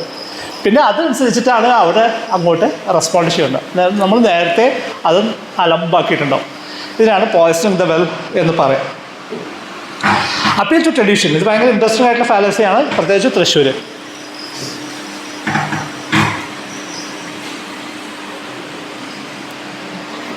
അപ്പീൽ ടു ട്രഡീഷൻ്റെ ലോജിക്ക് എങ്ങനെയാണെന്ന് വെച്ച് കഴിഞ്ഞാൽ, പണ്ട് പോലെ എങ്ങനെയാണ് പറയും. അതുകൊണ്ട് അങ്ങനെ അല്ല, അത് പണ്ട് പോലെ എങ്ങനെയാണ്? പണ്ട് ഒരു ഗ്രാമത്തിലൊരു അമ്പലമുണ്ട്. ഈ അമ്പലത്തിൽ ഒരു ദിവസം പുറത്ത് വെച്ചിട്ടാണ് നിവേദ്യം ഉണ്ടാക്കുക, അമ്പലത്തിന് വെളിയിൽ വെച്ചിട്ട്. അപ്പോൾ പുറത്തൊരു 3 കല്ലെടുത്ത് വെച്ച് അടുപ്പ് കൂട്ടി മുകളിൽ ഉരുളി വെച്ച് വെള്ളം തിളപ്പിച്ച് നിവേദ്യം ഉണ്ടാക്കാൻ ഒരു ദിവസത്തെ പരിപാടി. എല്ലാ വർഷവും ആ ഒരു ദിവസം ആകുമ്പോൾ അത് ചെയ്യും. അപ്പോൾ ആ പൂജാരി എന്താ ചെയ്യാന്ന് വെച്ചാൽ, ആ ക്ഷേത്രത്തിന് ചുറ്റിപ്പറ്റി നടക്കുന്നൊരു പൂച്ചയുണ്ട്. അപ്പോൾ പുള്ളി എന്ത് ചെയ്തെന്ന് വെച്ചാൽ, ഈ നിവേദ്യം ഉണ്ടാക്കാൻ തുടങ്ങുന്നതിന് മുന്നേ ഈ പൂച്ചയെ പിടിച്ചൊരു കൊട്ടയുടെ അടിയിലിട്ട് മൂടി വെക്കാനും മുകളിലൊരു കല്ലെടുത്ത് വെക്കും. കാരണം നിവേദ്യം ഉണ്ടാക്കുന്നതിൻ്റെ കാര്യം വന്ന് പൂച്ച വന്ന് തലയിട്ടാലും മോശമല്ലേ, ഇത് ഭക്തർക്ക് കൊടുക്കേണ്ട കാര്യമാണല്ലോ. അപ്പം അങ്ങനെ പൂച്ചയെ അവിടെ ഇട്ടിട്ട് അവിടെ പരിപാടി തുടങ്ങും. കുറേ നാൾ കഴിഞ്ഞപ്പോൾ ഈ പൂജയുടെ അവിടെ നിന്ന് പോയി, ഈ പൂച്ച ചത്തുപോയി. പക്ഷെ ആ ദിവസമായി കഴിഞ്ഞാൽ നാട്ടുകാർ എവിടെയെങ്കിലും ഒരു പൂച്ചയെ പിടിച്ചോണ്ട് വന്ന് കൊട്ടയിട്ട് മൂടിയിട്ട് പരിപാടി തുടങ്ങും. ആചാരമായി. അതെന്തിനാ അങ്ങനെ ചെയ്തു? അത് പണ്ട് പോലെ അങ്ങനെയാണ്, അത് പണ്ട് പോലെയുള്ള ആചാരമാണ്. അത് നമ്മൾ ഇത്രയേ ഉള്ളൂ ആചാരത്തിൻ്റെ അവസ്ഥ. കേരളത്തിൽ ഇപ്പോൾ ഭയങ്കര രസമുള്ള തമാശ നടന്നുകൊണ്ടിരിക്കുക. ശബരിമലയിൽ സ്ത്രീകൾ കയറണോ വേണ്ടയോ എന്ന് ചോദിച്ച സമയത്ത് പുരോഗമന നിലപാടുള്ളവരൊക്കെ പറഞ്ഞു സ്ത്രീകളും കയറണം, അവരെ മാറ്റി നിർത്തുന്ന എന്തിനോ, അവർക്ക് തുല്യ അധികാരമില്ലേ, തുല്യ അവകാശമില്ലേ എന്നൊക്കെ ചോദിച്ച ആളുകൾ ഇപ്പോൾ തൃശ്ശൂർ പൂരത്തിൻ്റെ കാര്യം വന്നപ്പോൾ തൃശ്ശൂർ പൂരം കൊളാക്കരുത്, തൃശ്ശൂർ പൂരം ആചാരം നടക്കണം, നേരെ കാലം മാറി. തൃശ്ശൂർ പൂരം അതേപോലെ തന്നെ നടക്കണം, ശബരിമലയിൽ സ്ത്രീകൾ കയറാറുണ്ട്, കുഴപ്പമില്ല അങ്ങനെ. അപ്പോൾ എന്താ പ്രശ്നം?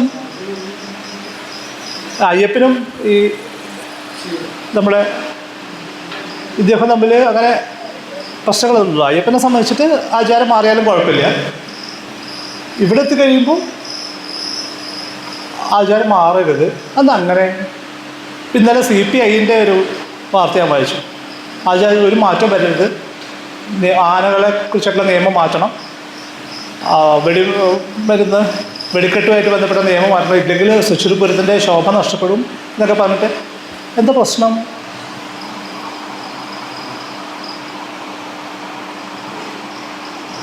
ഒരു സമയത്ത് നമ്മൾ പറയുമ്പോൾ ആചാരം മാറുന്നതുകൊണ്ട് കുഴപ്പമില്ല. ഇവിടെ ബേസിക്കലി പ്രശ്നം വോട്ടാണ്, വേറെ പ്രശ്നമൊന്നുമില്ല. ദൈവത്തിൻ്റെ പ്രശ്നമൊന്നുമല്ല, വോട്ടിൻ്റെ പ്രശ്നമാണ്. ശബരിമലയിൽ ഭയങ്കര രസമുള്ള ഒബ്സർവേഷൻ ഉണ്ടായിരുന്നു.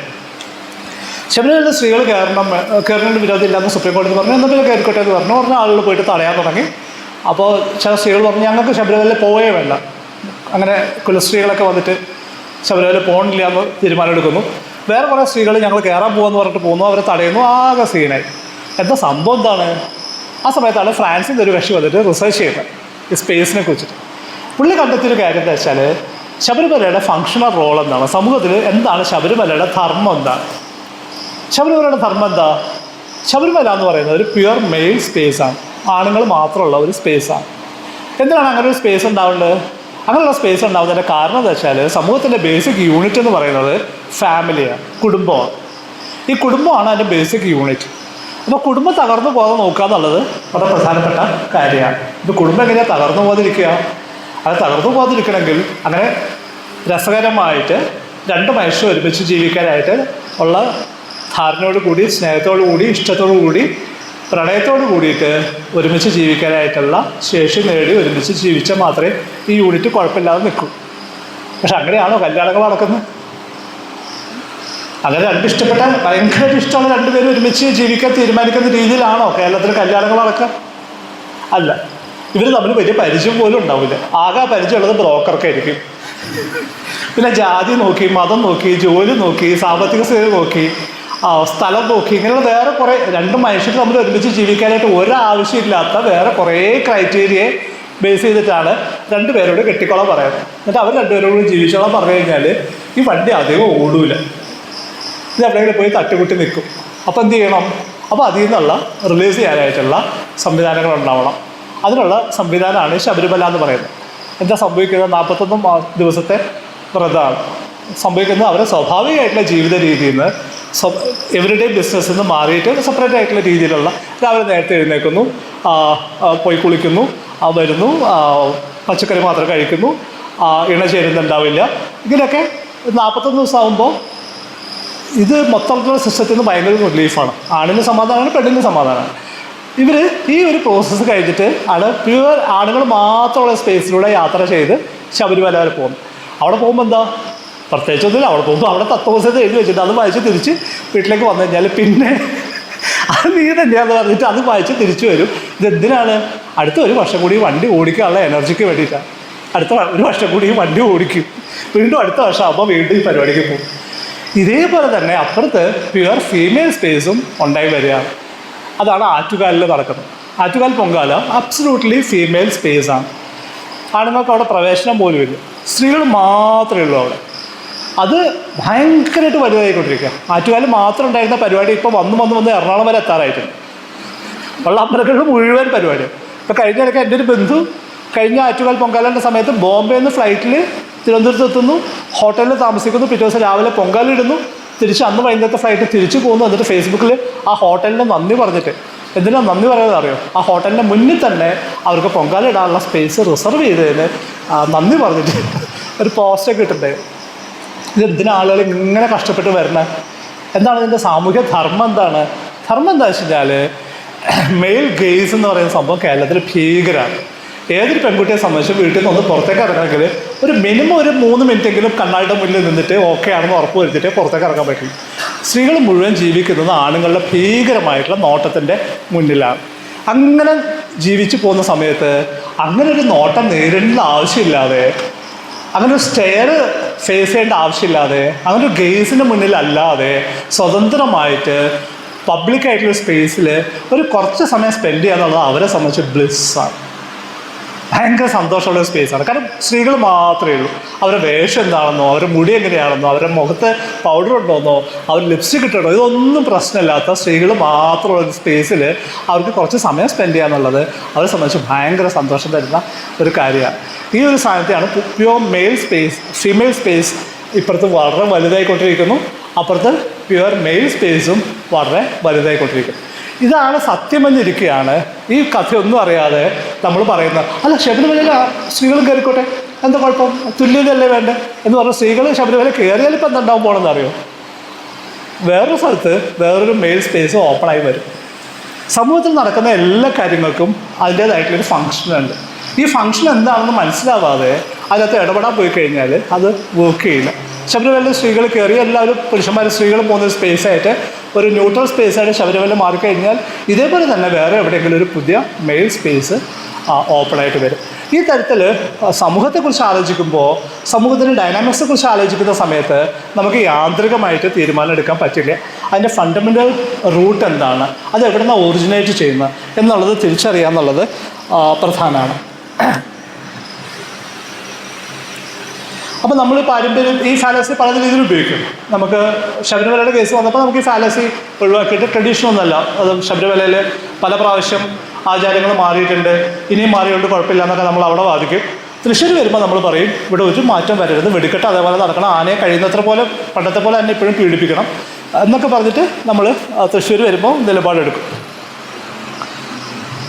അപ്പീൽ ടു ഫോഴ്സ്, നമ്മൾ ബലം പിടിച്ചിട്ട് സംഭവം ചെയ്യുക. പണ്ടൊക്കെ ഞാനൊക്കെ പഠിക്കുന്ന കാലത്ത് ഇങ്ങനെ കാർഡ് വരും വീട്ടിലേക്ക്. അന്ന് കാർഡുണ്ട്, പോസ്റ്റൽ കാർഡ് വരും. ആ കാർഡിനകത്ത് എഴുതിയിട്ടുണ്ടാവും ഈ കാർഡിൻ്റെ 10 കോപ്പി നിങ്ങൾ 10 പേർക്ക് അയച്ചു കൊടുത്തിട്ടില്ലെങ്കിൽ നിങ്ങൾക്ക് വരാൻ പോകുന്ന അനർത്ഥങ്ങളൊക്കെ അതിനകത്ത് എഴുതിയിട്ടുണ്ടാവും. മാത്രമല്ല അവസാനം പറഞ്ഞിട്ടുണ്ടാവും ഈ കാർഡിൻ്റെ 10 കോപ്പി അടിച്ച ആൾക്കുണ്ടായ ഭയങ്കര ഗുണത്തെക്കുറിച്ച് എഴുതിയിട്ടുണ്ടാവും. അയാൾക്ക് ലോട്ടറി അടിച്ചു, അയാൾക്ക് ആരെങ്കിലും എങ്ങനെ സംഭവിച്ചു എന്ന് പറയും. ഇത് കിട്ടിക്കഴിയുമ്പോൾ നമ്മളെന്താ വിചാരിക്കുക, നമ്മളെന്ത് ചെയ്യും, എന്തപ്പോൾ നമ്മൾ ചെയ്യുക? നമ്മളെടുക്കുന്ന തീരുമാനം വെച്ചാൽ വെറുതെ എന്തിനാ റിസ്ക് എടുക്കുന്നത്, ഒരു 10 അയച്ചേക്കാം, ഇനിയിപ്പോൾ അതുകൊണ്ട് അനർത്ഥമൊന്നും ഉണ്ടാവുണ്ടല്ലോ, ഗുണമൊന്നും ഉണ്ടായില്ലെങ്കിലും കുഴപ്പമില്ല, എന്തെങ്കിലും ആയിക്കോട്ടെ എന്ന് പറഞ്ഞ് 10 അയക്കാം. ആർക്കും ഗുണം? ആകെ ഗുണം പോസ്റ്റ് ഡിപ്പാർട്ട്മെൻറ്റാണ്. ഇപ്പോൾ ആ പരിപാടി മാറിയിട്ട് ഇപ്പോൾ മൊബൈലിലാണത്.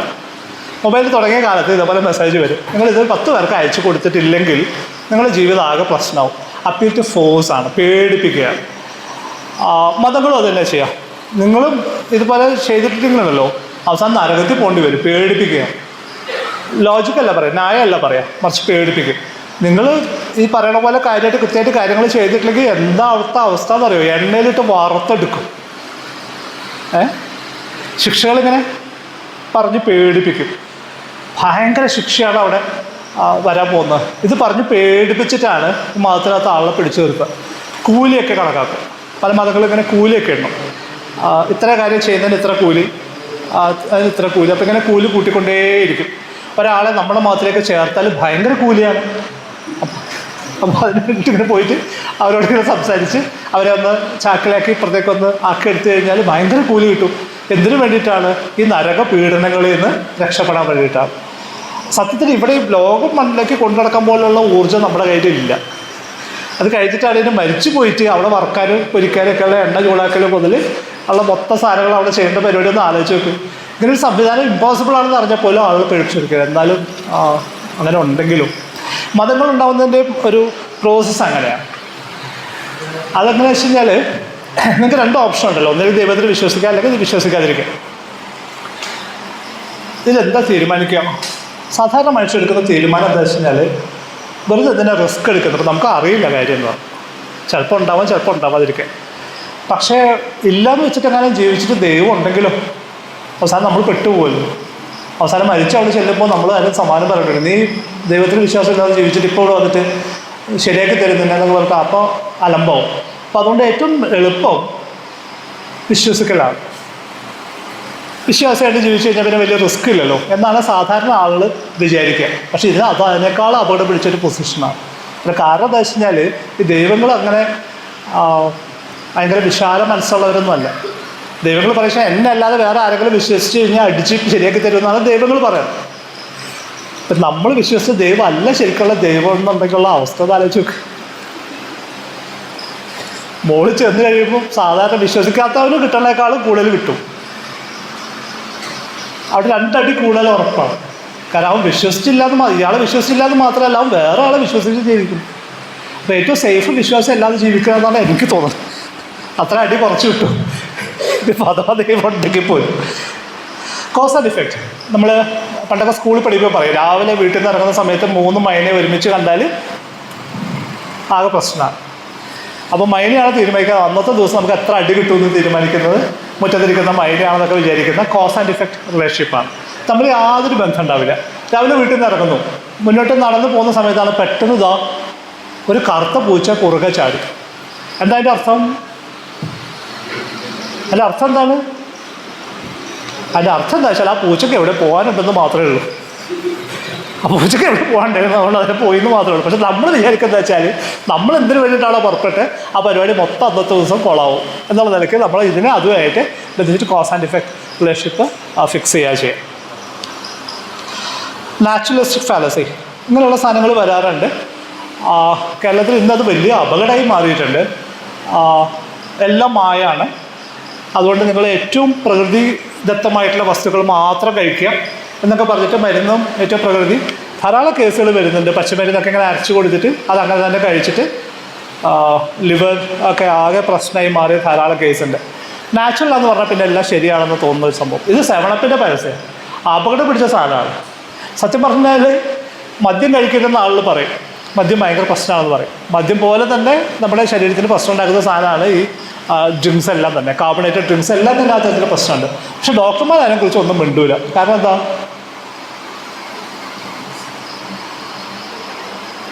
മിണ്ടിയ കൊന്നുകളയും, അത്രേ ഉള്ളൂ. കൊന്നുകളഞ്ഞിട്ടുണ്ടോ? ഒരു സമൂഹത്തെ ഏറ്റവും ഗംഭീരമായിട്ട് ഓപ്പറേറ്റ് ചെയ്യുന്നത് നമ്മുടെ സ്റ്റേറ്റൊന്നുമല്ല, മറിച്ച് ഡീപ്പ് സ്റ്റേറ്റാണ്. ഈ സ്റ്റേറ്റിനെ റൺ ചെയ്യുന്ന ഒരു ഡീപ്പ് സ്റ്റേറ്റ് ഉണ്ട്. ആ ഡീപ്പ് സ്റ്റേറ്റിലെ പ്ലെയേഴ്സാണ് മൊത്തം കാര്യങ്ങൾ ഓപ്പറേറ്റ് ചെയ്യുക. കേരളം എന്ന് പറയുന്ന ഒരു ചെറിയ സ്ഥലം ലോകത്ത് അറിയപ്പെടുന്നത് ഈ അടുത്ത കാലത്ത് അറിയപ്പെടുന്നതിൻ്റെ ഏറ്റവും പ്രധാനപ്പെട്ട കാരണം നമ്മൾ വിചാരിക്കുക നമ്മുടെ സാക്ഷരതയും നമ്മുടെ വികസനവും നമ്മുടെ ജീവിത നിലവാരവും ഒക്കെ ആണെന്നാണ് നമ്മൾ തെറ്റിദ്ധരിക്കുക. അങ്ങനെയല്ല. അന്താരാഷ്ട്ര തലത്തിൽ കേരളം ഇന്ന് അറിയപ്പെടുന്നത് കൊക്കക്കോള എന്ന് പറയുന്ന ഒരു കമ്പനിയെ അടച്ചു പൂട്ടിയ സ്ഥലം എന്നുള്ളതൊക്കെ. കൊക്കക്കോള എന്ന് പറഞ്ഞാൽ ചെറിയ കമ്പനിയൊന്നുമല്ല, ഗംഭീരമായിട്ടുള്ള ഒരു മൾട്ടിനാഷണൽ കോൺഗ്ലോമറേറ്റാണ്. പല രാജ്യങ്ങളിൽ ആര് ഭരിക്കണമെന്ന് തീരുമാനിക്കാൻ വരെയുള്ള ശേഷിയുള്ള കമ്പനിയാണ് കൊക്കക്കോള എന്ന് പറയുന്ന കമ്പനി. അവർക്ക് മനസ്സിലായിട്ടില്ല എങ്ങനെയാണ് ഒരു പ്രദേശത്ത് ഒരു സമൂഹം സമരം ചെയ്തിട്ട് ആ കമ്പനി പൂട്ടിച്ചു കളഞ്ഞെന്നുള്ളത്. അന്താരാഷ്ട്ര സമൂഹത്തിൽ ഇപ്പോഴും മനസ്സിലായിട്ടില്ല. കാരണം അത്ര പവർഫുള്ളായിട്ടുള്ള ഒരു ഗ്രൂപ്പാണ് അവർ. അത് ചെയ്ത സ്ഥലം എന്നുള്ള നിലക്കാണ് കേരളം ഇന്നിപ്പോൾ അന്താരാഷ്ട്ര കോർപ്പറേറ്റ് സ്പേസിനകത്ത് അറിയപ്പെടുന്നത്. കുറേ മുന്നേ കേരളം അറിയപ്പെട്ടിരുന്നത് വേറൊരു കാര്യം കൊണ്ടായിരുന്നു. 1957 കമ്മ്യൂണിസ്റ്റുകളെ വോട്ട് ചെയ്ത് അധികാരത്തിൽ എത്തിച്ച ഒരു സംസ്ഥാനം എന്നുള്ള നിലയ്ക്ക്. ഇത് ലോകത്തിൽ എത്ര ആലോചിച്ചിട്ട് മനസ്സിലായിട്ട്. കാരണം ലോകത്ത് അങ്ങനെ ഒരു സംഭവം നടന്നിട്ടില്ല. രക്തം ചിന്തിക്കൊണ്ടുള്ള വിപ്ലവത്തിലൂടെ അല്ലാതെ ഇവരെവിടെ അധികാരത്തിൽ വന്നില്ല. അപ്പോഴാണ് ഒരു സ്ഥലത്തുള്ള ആളുകൾ വോട്ട് ചെയ്തിട്ട് കമ്മ്യൂണിസ്റ്റുകൾ അധികാരത്തിൽ എത്തിയെന്നുള്ളത് അവർക്ക് മനസ്സിലായിട്ടില്ല. എല്ലാവരും ഓടി വന്നു, BBC അടക്കമുള്ളവർ ഓടി വന്നു, ഇതെങ്ങനെ സംഭവിച്ചു, എന്താണ് അതിൻ്റെ ബാക്കിൽ മൂക്കിയത് കാരണം എന്ന് അന്വേഷിച്ചിട്ട്.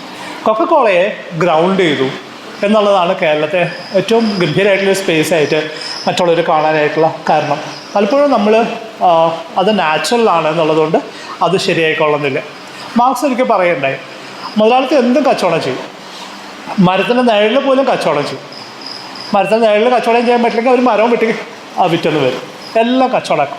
ഇങ്ങനെ എല്ലാം കച്ചവടമാക്കി പോകുന്ന ഒരു സമൂഹത്തെ സംബന്ധിച്ച് അതിനകത്ത് വന്നിട്ട് നമ്മൾ സുസ്ഥിരതയെ കുറിച്ചിട്ട് പറയും, നമ്മൾ ജനാധിപത്യത്തെ കുറിച്ചിട്ട് പറയും, നമ്മൾ ഈക്വാലിറ്റിയെ കുറിച്ചിട്ട് പറയും, ഇക്വിറ്റിയെ കുറിച്ചിട്ട് പറയും. ഇങ്ങനെയുള്ള എല്ലാ സങ്കല്പനങ്ങളെയും തകർത്ത് കളയാൻ വേണ്ടി ഉപയോഗിക്കുന്നത് ലോജിക്കൽ ഫാലസികളാണ്. നിങ്ങളുടെ ബോധത്തെ പിടിച്ചെടുക്കുകയാണ് ചെയ്യുന്നത്. ഒരു തെളിവില്ലാത്തുള്ള കാര്യങ്ങളെ നിങ്ങളെ വിശ്വസിപ്പിക്കുന്ന ഒരു പ്രക്രിയയാണ് ചെയ്തുകൊണ്ടിരിക്കുക. 25 ഫാലസികളെ ഞാൻ പറഞ്ഞിട്ടുള്ളൂ. പക്ഷേ ഇതിൻ്റെ ആഴം നിങ്ങൾക്ക് മനസ്സിലായതായി ഞാൻ വിചാരിക്കുന്നു. ഇത് എത്രമാത്രം നമ്മുടെ ജീവിതത്തെ സ്പർശിക്കുന്നുണ്ട്, നമ്മൾ ഓരോ ദിവസം എടുക്കുന്ന തീരുമാനങ്ങൾ അത് എത്രമാത്രം നിയന്ത്രിക്കുന്നുണ്ട് എന്നുള്ളത് നിങ്ങൾക്ക് മനസ്സിലായിട്ടുണ്ടാവും. ഇനിയും ധാരാളം ഫാലസികളെ കുറിച്ചിട്ട് പറയാം, പക്ഷേ ഞാനിവിടെ വെച്ചിട്ട് നിർത്തുകയാണ്. ഇത്ര നേരം ശ്രദ്ധിച്ചിരുന്ന എല്ലാവർക്കും നന്ദി. കൂടുതൽ ഫാലസികൾ നിങ്ങളായിട്ട് കണ്ടെത്തും എന്ന് ഞാൻ പ്രതീക്ഷിക്കുന്നു. നേരത്തെ പറഞ്ഞ പോലെ സേഫിനുള്ളിൽ പോയ കുട്ടിയെ പുറത്തെടുക്കാൻ വേണ്ടി ഉപയോഗിക്കുക, സേഫിനകത്തുള്ള പൈസ എടുക്കാനായിട്ട് ഫാലസി ഉപയോഗിക്കാതിരിക്കുക. നന്ദി, നമസ്കാരം.